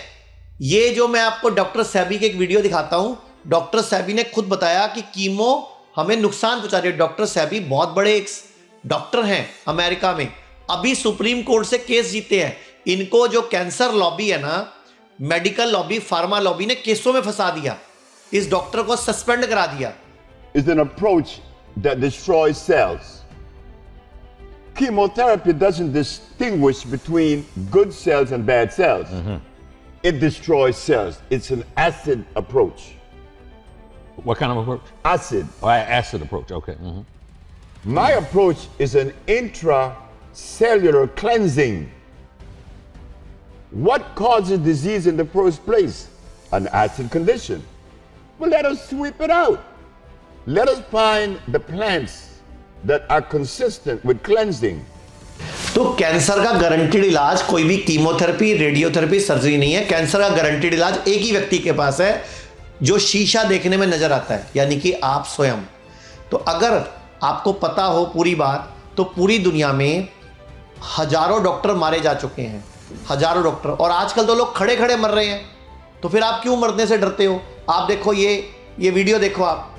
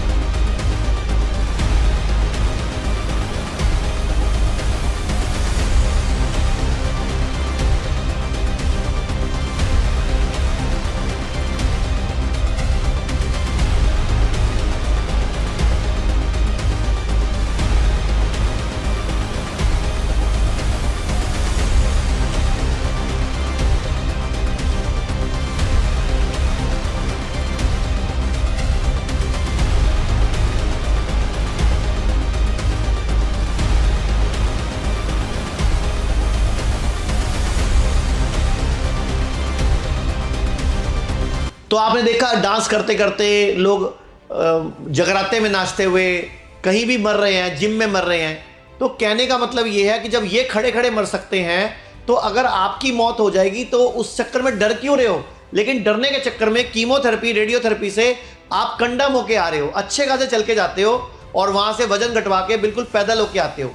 एक ये लेडी की वीडियो सुनते हैं। ये लेडी गाजियाबाद की हैं, मैं आपको ध्यान से समझाता हूं। इनके पति को मुंह का कैंसर हुआ था, पान मसाला और सिगरेट पीते थे। जब मुंह का कैंसर हुआ, ये हमारे पास मेरठ हॉस्पिटल में आए, लगभग 20-22 दिन रहे, 80-85% ठीक हो गए। उसके बाद ये घर चले गए कि हम दोबारा आएंगे और बाकी 20% भी अपने आप को ठीक करेंगे। और सबसे बड़ी बात, कैंसर में एक बड़ी प्रॉब्लम है, आपके रिश्तेदार आपको मरवा देते हैं। कई बार आपके रिश्तेदार आपको मरवा देते हैं, आपके जानने वाले, आपके खास लोग, आप जिनसे सलाह लेते हो वो मरवा देते हैं। कैसे बताता हूं मैं। अब ये घर चले गए तो इनके कोई दूर के रिश्तेदार थे, मतलब क्लोज रिश्तेदार थे, उनका कोई जानने वाला किसी बड़े हॉस्पिटल में था। ये एलोपैथी में दिखाने चले गए, वहां उनकी कीमोथेरेपी, रेडियोथेरेपी शुरू हो गई। उसके उनको साइड इफेक्ट आए, बिल्कुल कंडम शरीर हो गया, 20 लाख रुपए लग गए 20 लाख रुपीस लग गए। उसके बाद शरीर कंडम हो गया, इनका फोन है, मैं कहा दोबारा ट्राई मारते हैं, लेकिन जब तक वो पहुंचे पेट में पाइप लग चुका था, खाना नहीं दे पा रहे थे हम उनको, और उसके बाद हम भी उनको नहीं बचा पाए, जबकि वो हमारे पास 80% ठीक हो गए थे 20-22 दिन में। लेकिन रिश्तेदारों की बातों में आके वो कीमो रेडियो की तरफ चल पड़े। उन्होंने बोला आयुर्वेद में भी कोई इलाज होता है क्या? क्योंकि आप लोग एक बार शुरू कर देते हो इलाज। अभी आप लोग, कई लोग सवाल करते हो, हम ना 12 कीमो बताइए, 6 कीमो हो चुकी हैं, अभी 6 बाकी हैं, लेकिन उनकी हालत कंडम हो गई है, तो बाकी 6 क्यों लेनी है? छोड़ दो भाई। और डॉक्टर भी आपको क्या बोल रहा है, पहले थोड़ा शरीर ठीक करके आओ, मुझे 7वीं कीमो देनी है। नहीं भाई, ऐसे नहीं करना। आप सुनो ध्यान से, कीमोथेरेपी जो शरीर में तेजी से बढ़ने वाली सभी कोशिकाओं के डीएनए को नुकसान पहुंचाकर या उसे नष्ट करके उसकी वृद्धि ग्रोथ को रोकने का काम करती हैं। लेकिन ये दवाइयां सिर्फ कैंसर कोशिकाओं तक नहीं, जो भी ज्यादा वृद्धि करने वाले सेल है सभी को मारती हैं। जैसे बाल गिर जाते हैं, त्वचा की कोशिकाएं, पाचन तंत्र की कोशिकाएं, उन पर भी असर डालती है। जैसे मुंह के अंदर जीभ है, मुंह के अंदर 1.5 घंटे में नए सेल बन जाते हैं, तो ये उनको भी नुकसान पहुंचाती है। इसीलिए कीमोथेरेपी में बाल झड़ जाते हैं, त्वचा में बदलाव आ जाता है, कई बार पूरी त्वचा में दाग धब्बे हो जाते हैं। एक फोटो देखो, ये इनका 5 साल से इलाज चल रहा था, उसका नुकसान हुआ, इनको स्किन कैंसर आ गया। फोटो देखो, इनकी पूरी बॉडी पे दाग धब्बे हो चुके हैं, कईयों को सोराइसिस हो चुका है, सारी स्किन से बदबू आती है। वो पहले भी जो मैंने पेशेंट दिखाया था ना, ये जो कान वाला जख्म वाला, उनके भी जख्मों से बदबू आती थी। हीमोग्लोबिन कम हो जाता है, खाना नहीं खाया जाता, भूख मर जाती है, पाचन समस्याएं आ जाती हैं, साइड इफेक्ट बहुत आते हैं। इसीलिए बोल रहा हूं, सूरज डूबने के बाद खाना खाना बंद कर दो, डाइट ठीक कर लो, लाइफस्टाइल ठीक कर लो, लंघन कर लो। आयुर्वेद कहता है लंघन परम औषधम। आयुर्वेद का एक सूत्र है, सर्वेषाणाम रोगाणाम निदानम कुपिता मला, मतलब सर्व रोगों का भगाने का एक ही इलाज है, कुपित मल को निकाल दो, और वो करता है डिटॉक्स। मैं आपको कुछ फोटोज दिखा रहा हूं, कुछ वीडियोस दिखा रहा हूं, कुछ फिल्म स्टार्स दिखा रहा हूं जिन्होंने योगा पे काम किया, जिन्होंने आयुर्वेद पे काम किया, जो आज खाने पीने को ठीक करने की बात करते हैं। किसी भी देश में जाइए, योगा के प्रति इतना मम्मी और मैं, हम दोनों, बेबो लोलो, हम सब योगा में बहुत रुचि रखते हैं। वैसे मैं दुनिया के जितने लीडर से मिलता हूँ, लंच डिनर अगर साथ में है तो मेरे अगल बगल में जितने भी है वो मेरे से योगा के लिए ही चर्चा करते हैं। मुझे सिर्फ एक ही रिग्रेट हुआ कि मैंने योगा स्टार्ट नहीं किया बचपन से। जैसे आप चमत्कार कह लो ना, योगा चमत्कार है, बहुत बड़ी पावर है योगा। योगा तो एक्चुअल जीवन जीने की कला है। तो ये कुछ मैंने फिल्म स्टार और सेलिब्रिटी से वीडियो दिखाई जो योगा की बात कर रहे हैं कि सुबह उठ के अगर कैंसर नहीं चाहिए तो इतना बड़ा हल्दी का टुकड़ा, 10 कड़ी पत्ते उकड़ू बैठ के चबाओ। और सारे भारत से अपील करूंगा, नीचे बैठ के पेशाब किया करो, नीचे बैठ के, चाहे बच्चा हो, महिला हो, पुरुष हो, नीचे बैठ के पेशाब करोगे। पुरुषों को प्रोस्टेट का प्रॉब्लम नहीं आएगा, प्रोस्टेट कैंसर नहीं आएगा। महिलाओं को भी आजकल यूरिन ब्लैडर कैंसर हो रहा है, कोई सिस्ट बन रहा है, वहां कोई पॉलिप बन रहा है, नुकसान पहुंचा रही है बॉडी को। तो नीचे बैठ के पेशाब करोगे, ब्लैडर पूरा खाली होता है। पहले आप लोग नीचे बैठ के झाड़ू मारते थे, नीचे बैठ के पोछा मारते थे, किचन में भी नीचे बैठ के काम करते थे। अगर नीचे बैठ के पेशाब करोगे, उकड़ू बैठ के अदरक हल्दी चबाओगे, घुटने कभी खराब नहीं होंगे, रीढ़ की हड्डी कभी प्रॉब्लम में नहीं आएगी, बच्चे ऑपरेशन से नहीं होंगे, ब्लैडर के रोग नहीं होंगे, किडनी फेल नहीं होगी, कैंसर भी नहीं होगा, क्योंकि ब्लैडर खाली हो रहा है। ये एक स्क्रीन पे ना अखबार देखिए, कब्ज से भी कैंसर होता है। इसीलिए हम लोग डॉक्टर शुद्धि पैकेज बनाया था हमने कई साल पहले, टीवी पे मुझे आते हुए कई साल हो गए। मैं दिव्या किट बनाई, डॉक्टर शुद्धि पैकेज, वात पित्त कफ बैलेंस पैकेज, सिर्फ इसलिए कि लोगों को कब्ज, गैस, तेजाब, पेट खराब, लीवर खराब ना हो। क्योंकि जब लीवर खराब होता है और उसके बाद कोई भी केमिकल वाली दवाई खाते हो, वो ज्यादा नुकसान करती है। अब मैं आपको एक वीडियो दिखाता हूं हमारे प्रधानमंत्री नरेंद्र मोदी जी की, कि वो आयुर्वेद के बारे में क्या कह रहे हैं। साथियों, जब हम आयुर्वेद की बात कर रहे हैं तो मैं आज आपको एक बड़ी अहम जानकारी देना चाहता हूं। मैं अपने एक मित्र और केनिया के पूर्व राष्ट्रपति राइला ओडिंगो जी के और उनकी बेटी रोज मैरी का भी जिक्र करना चाहता हूं। तो उन्होंने मुझे रोजमेरी की जिंदगी में जो बड़ी मुसीबत आई कि रोजमेरी की आंख में कुछ तकलीफ हुई थी और उसकी सर्जरी हुई थी, शायद उसको ट्यूमर का प्रॉब्लम था ब्रेन में और उसकी सर्जरी हुई थी। और उस सर्जरी में रोजमेरी ने अपनी आंखें खोली और एक पिता के नाते मेरे मित्र ओडिंगा जी ने पूरी दुनिया को छान मारा।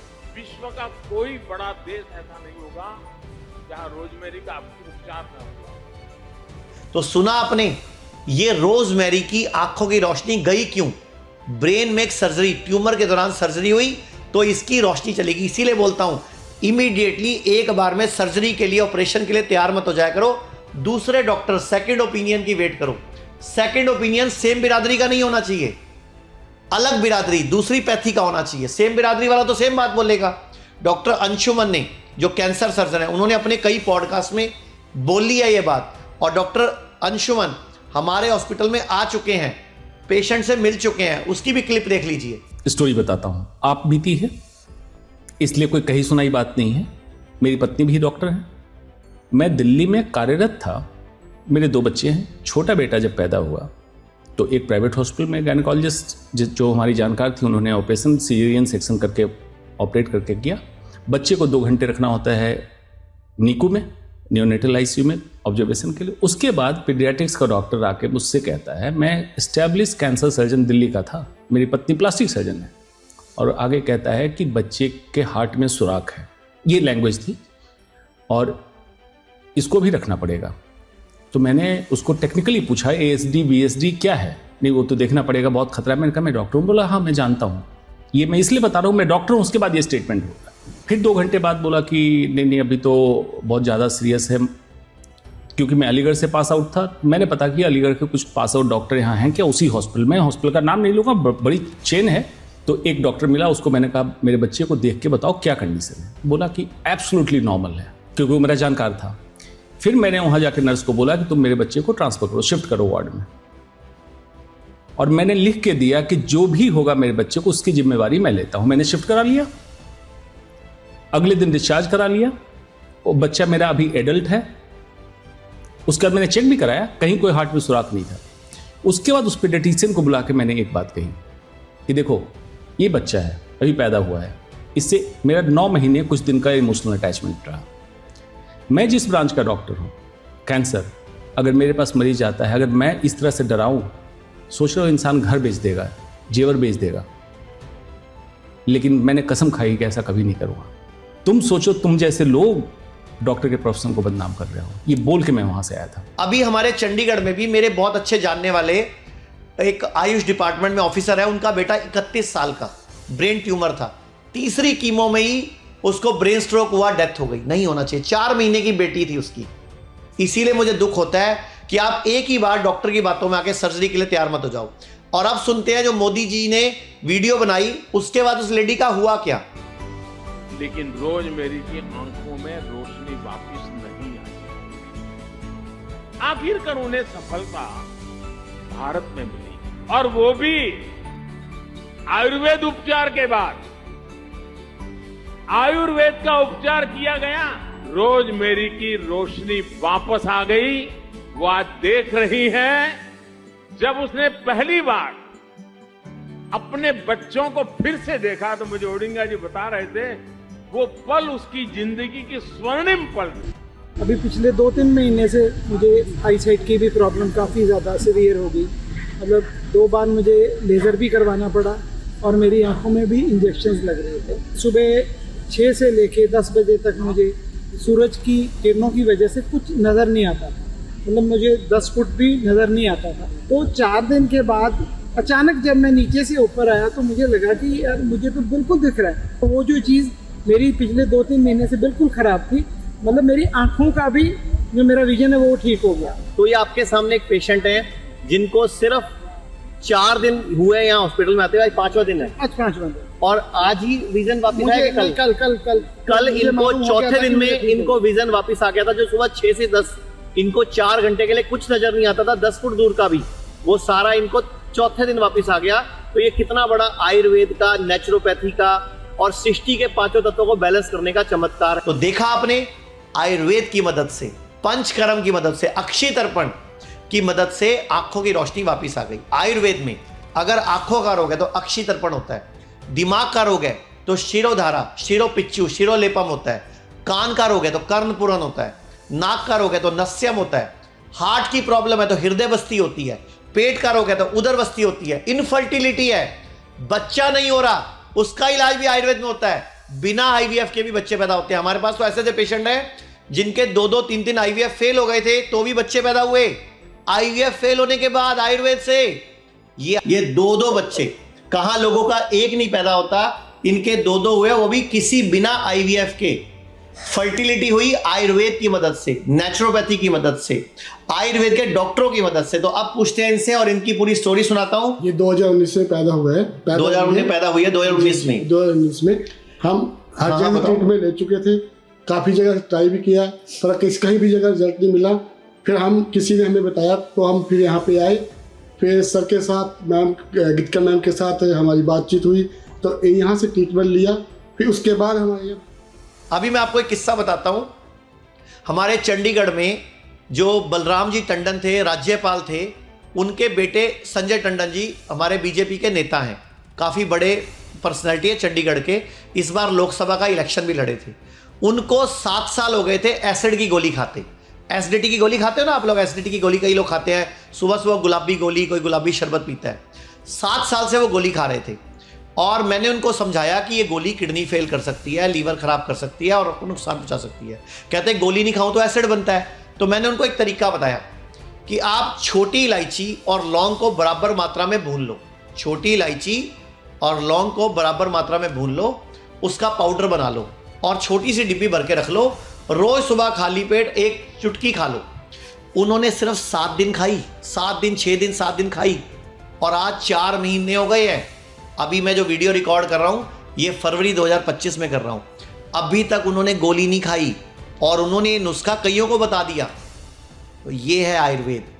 आयुर्वेद बहुत पावरफुल है, आपको भरोसा करना होगा। देखो वीडियो में बहुत लंबी बना सकता हूं, बहुत ज़्यादा बातें बोल सकता हूं, लेकिन बहुत लंबी हो जाएगी। तो हमने आपको ठीक हुए पेशेंट भी दिखाए, जिनको रेडियोथेरेपी साइड इफेक्ट हुए वो भी दिखाए। अब दुख इस बात का है कि इतना सब सहने के बाद कभी कभी ये थेरेपियां कोई काम नहीं करती और कैंसर दोबारा से आ जाता है। अब आप में से बहुत सारे लोग होंगे जिनको कैंसर दोबारा आया होगा, क्योंकि कोई भी थेरेपी कैंसर के कारण पर काम ही नहीं कर रही, कारण पर काम नहीं कर रही, कैंसर पर काम कर रही है। और योशिओरी सुमी जैसे नोबेल प्राइज विनर थे, जो साइंटिस्ट थे, जिन्होंने प्रूव किया कि लंगन परम औषधम के थ्रू, जिसको हम पहले टाइम पे हम अपना एकाची बनाते थे कि ऑटोफेजी को ऑन करके शरीर खुद ही कैंसर से लड़ सकता है। ऐसे ही 1998 में लुइस जे गिनारो की थ्योरी, नाइट्रिक ऑक्साइड का प्रोडक्शन बढ़ाओ, बॉडी में वैसोडाइलेशन होगा, बॉडी में ब्लड सर्कुलेशन होगा और बॉडी ठीक हो जाएगी। इसके अलावा जेम्स पी एलिसन और टोसुकु होंजो 2018 उनको भी नोबेल प्राइज मिला कि अगर इम्यूनिटी को बढ़ा दिया जाए तो शरीर कैंसर से खुद लड़ सकता है। और 1938 में ऑटो हेनरी वारबर्ग को भी नोबेल प्राइज मिला कि बॉडी को में एल्कलाइन एनवायरनमेंट कर दो तो कैंसर हो ही नहीं सकता। ये स्क्रीन पर आपको रिसर्च पेपर दिख रहे हैं। और एक और नोबेल प्राइज से नवाजे गए विलियम जी कैलिन ने यह प्रूव किया कि ऑक्सीजन की सप्लाई बढ़ाओ तो भी कैंसर सेल खत्म होता है, और जो कि प्राणायाम के जरिए, अनुलोम विलोम के जरिए हो सकता है, भ्रामरी के जरिए हो सकता है, मेडिटेशन से हो सकता है, नंगे पांव घास पर घूमने से हो सकता है। जो कैंसर है वो ऑक्सीजन की डेफिशिएंसी का परिणाम है। मैं आपको एक एग्जांपल देता हूं। अगर 12 फुट बाई 15 फुट के कमरे में हमें नाक से क्या मिलना चाहिए? ऑक्सीजन मिलनी चाहिए। नाक से क्या मिलना चाहिए? ऑक्सीजन मिलनी चाहिए। अगर 12 फुट बाई 15 फुट के कमरे में 2 लोग रुक जाए, 2 लोग सो जाए रात को कमरे में कुंडी लगा के, आप कमरे में कुंडी क्यों लगाते हो? कि मम्मी या पापा पर्स लेके भाग जाते हैं क्या? लेकिन आपको कुंडी लगा के सेफ्टी फीलिंग आती है। तो कमरा बंद हो गया। अगर 2 लोग सो जाएं 12 फुट बाई 15 फुट के कमरे में, छत हो 10 फुट पे, तो 2.5 घंटे में वो कमरा फुल ऑफ कार्बन डाइऑक्साइड होता है, क्योंकि सारी सांस आपने ऑक्सीजन ले ली, बदले में कार्बन डाइऑक्साइड छोड़ दी। अब आप पूरी रात जब 7 घंटे उस कमरे में सो रहे हो, या 8 घंटे सो रहे हो, या 6 घंटे सो रहे हो, तो बाकी के घंटे अब आप कार्बन डाइऑक्साइड ले रहे हो। इसीलिए घर में तुलसी लगाओ, घर में हल्दी का रोज यूज करो, और एंटी कैंसरस प्रॉपर्टीज जैसे हल्दी है, गिलोय है, मोरिंगा है, आपकी अमाला है, अश्वगंधा है, कालमेघ है, लहसुन है, पीपली है, इन सबको इस्तेमाल करो। और ये सारी जड़ी बूटियां ना कैंसर के ट्रीटमेंट के लिए लंबे सालों से उपयोग हो रही हैं। इनके साइड इफेक्ट नहीं होते, साइड बेनिफिट होते हैं। और कैंसर से भी ज्यादा जरूरी है शरीर में डिटॉक्सिफिकेशन। आयुर्वेद में शरीर को डिटॉक्सिफाई करने के लिए पंचकर्म, नेचुरोपैथी की सहायता ली जाती है। और इसीलिए कुपित मल की वजह से कैंसर की शुरुआत होती है। तो शरीर में कब्ज ना होने दें, गैस तेजाब ना बनने दें, और आपने पंचकर्मा की सहायता लेके नेचुरोपैथी, एक्यूप्रेशर, एक्यूपंक्चर, होम्योपैथी, और ये सब हमारे हॉस्पिटल में इंटीग्रेशन सिस्टम है। और अलग अलग कैंसर में शरीर के अलग अलग दोष दूषित होते हैं। किसी में वात, किसी में पित्त, किसी में कफ। किसी में कफ डोमिनेटिंग है तो उसमें पंचकर्म में वमन होगा, पित्त डोमिनेटिंग में विरेचन होगा, वात डोमिनेटिंग में बस्ती होगा, कफ और वात डोमिनेटिंग में नस्या होगा। और लगभग सारे ही कैंसर में जहाँ रक्त धातु की दुष्टि होती है, रक्त मोक्षण यानी कि लीच थेरेपी किया जाता है। स्क्रीन पे आप रिसर्च पेपर भी देख रहे हो और लीच थेरेपी का वीडियो भी आपको दिखाया जा रहा है। तो इस तरह आप कैंसर को हरा सकते हो। और कैंसर में जो सर्जरी होती है, ये जो मैंने आपको रिसर्च पेपर वाली किताब दी है, तो सर्जरी के इलाज या खतरे भी आप इस किताब में पढ़ सकते हो। ये किताब मैंने आपको PDF भेज दिया है। और कैंसर में सर्जरी को जरूरी बताया जाता है, लेकिन क्या ये असली समाधान है? कैंसर सेल सर्जरी से, बायोप्सी से शरीर में फैल सकते हैं, दोबारा हो सकते हैं, और नेचुरल हीलिंग सिस्टम हमारा कमजोर हो सकता है। जिसने भी कैंसर का व्यक्ति खोया उससे पूछो कि वो कैंसर से मरा या इलाज के दौरान मरा या इलाज के बाद मरा, तो आपको पता लगेगा कि इम्यून सिस्टम कैंसर से लड़ने की शक्ति खो देता है। और कैंसर में सर्जरी से कई बार हेल्दी टिश्यू भी प्रभावित होते हैं, जिससे chronic pain, infection, organ failure जैसी समस्याएं होती हैं। और ट्यूमर हटाने से रूट कॉज ठीक नहीं हुआ, जड़ तो वही है, आपने जड़ को तो काटा ही नहीं। इसलिए कैंसर कई बार पहले से ज्यादा अग्रेसिव होकर लौट आता है और कैंसर पूरी बॉडी में फैल जाता है, जैसा कि मैंने पहले भी दिखाया आपको कुछ वीडियोस में। अब सही समाधान यह है कि शरीर को डिटॉक्स करो, इम्यूनिटी बढ़ाओ, नेचुरल हीलिंग मेथड बढ़ाओ और कैंसर फ्री लाइफ को जियो। हमारे पूरे भारत में 123 सेंटर हैं, स्क्रीन पे नंबर चल रहा है। आप अपने लिए एक पर्सनल एक डॉक्टर भी असाइन करा सकते हो कि कैसे आप कैंसर फ्री लाइफ को जी सकते हो। और कैंसर फ्री लाइफ पॉसिबल है शरीर को डिटॉक्स करके, शरीर को हराकर। यहां पे मैं एक वीडियो दिखाता हूं। ये पेशेंट यूएस के थे। यूएस के पेशेंट को बोला गया था आप 2 महीने के मेहमान हैं, इसको पहले कीमो हुई, सर्जरी हुई, रेडियोथेरेपी हुई, कैंसर दोबारा आ गया। और अब इस पेशेंट की वीडियो देखते हैं। Choosing to do radiation was the biggest mistake of my life. 30 straight days, they blasted my body with radioactive energy. My body was never the same again. Developed SVC syndrome, where the radiation burned the superior vena cava. I was terrified. But after all that, after all of that pain and all of that suffering, the cancer came back. Stage 4, terminal. And they wanted me to do it all over again. That's when I left the hospital system. I went natural, holistic. I did water fasting, I did keto, I did juicing. Today, I'm cancer free. It took me 2 years, but my kids have a dad, my wife has a husband, and I want people to know the truth. हमारे hospital hymns में, जीना सीखो संस्थान में Ayurveda, naturopathy, homeopathy, allopathy भी, योगा भी, सिद्धा भी, यूनानी भी, सभी फील्ड के एक्सपर्ट मिलके कैंसर का इलाज होलिस्टिक अप्रोच से करते हैं। और वो हम नहीं हराते, कैंसर आपको आपकी बॉडी में स्वयं हराते हैं, आपकी बॉडी स्वयं हराती है। आपने वो अश्विनी उपाध्याय की वीडियो देखी थी ना, 3 दिन में गांठें गायब हुई। अब मैं आपको और बहुत सारी वीडियो दिखा सकता हूं कि माइंड से डिटॉक्स करके, लंघन से, इम्यूनिटी बढ़ाकर, आयुर्वेद से, होम्योपैथी से, प्राणायाम करके, बॉडी को सपोर्ट देकर हम आपको इंप्रूव कर सकते हैं। लेकिन साथ में लाइट यूज करनी पड़ेगी आपको, सूरज की रोशनी, पानी का सही इस्तेमाल, खाने का सही इस्तेमाल, बीमारी की वजह पर काम करके आप लोगों को ठीक कर सकते हैं। और हमारा मकसद आप लोगों को जीना सिखाना है, स्वस्थ रहना सिखाना है। आप स्वस्थ रहेंगे तो ही आप ठीक रहेंगे।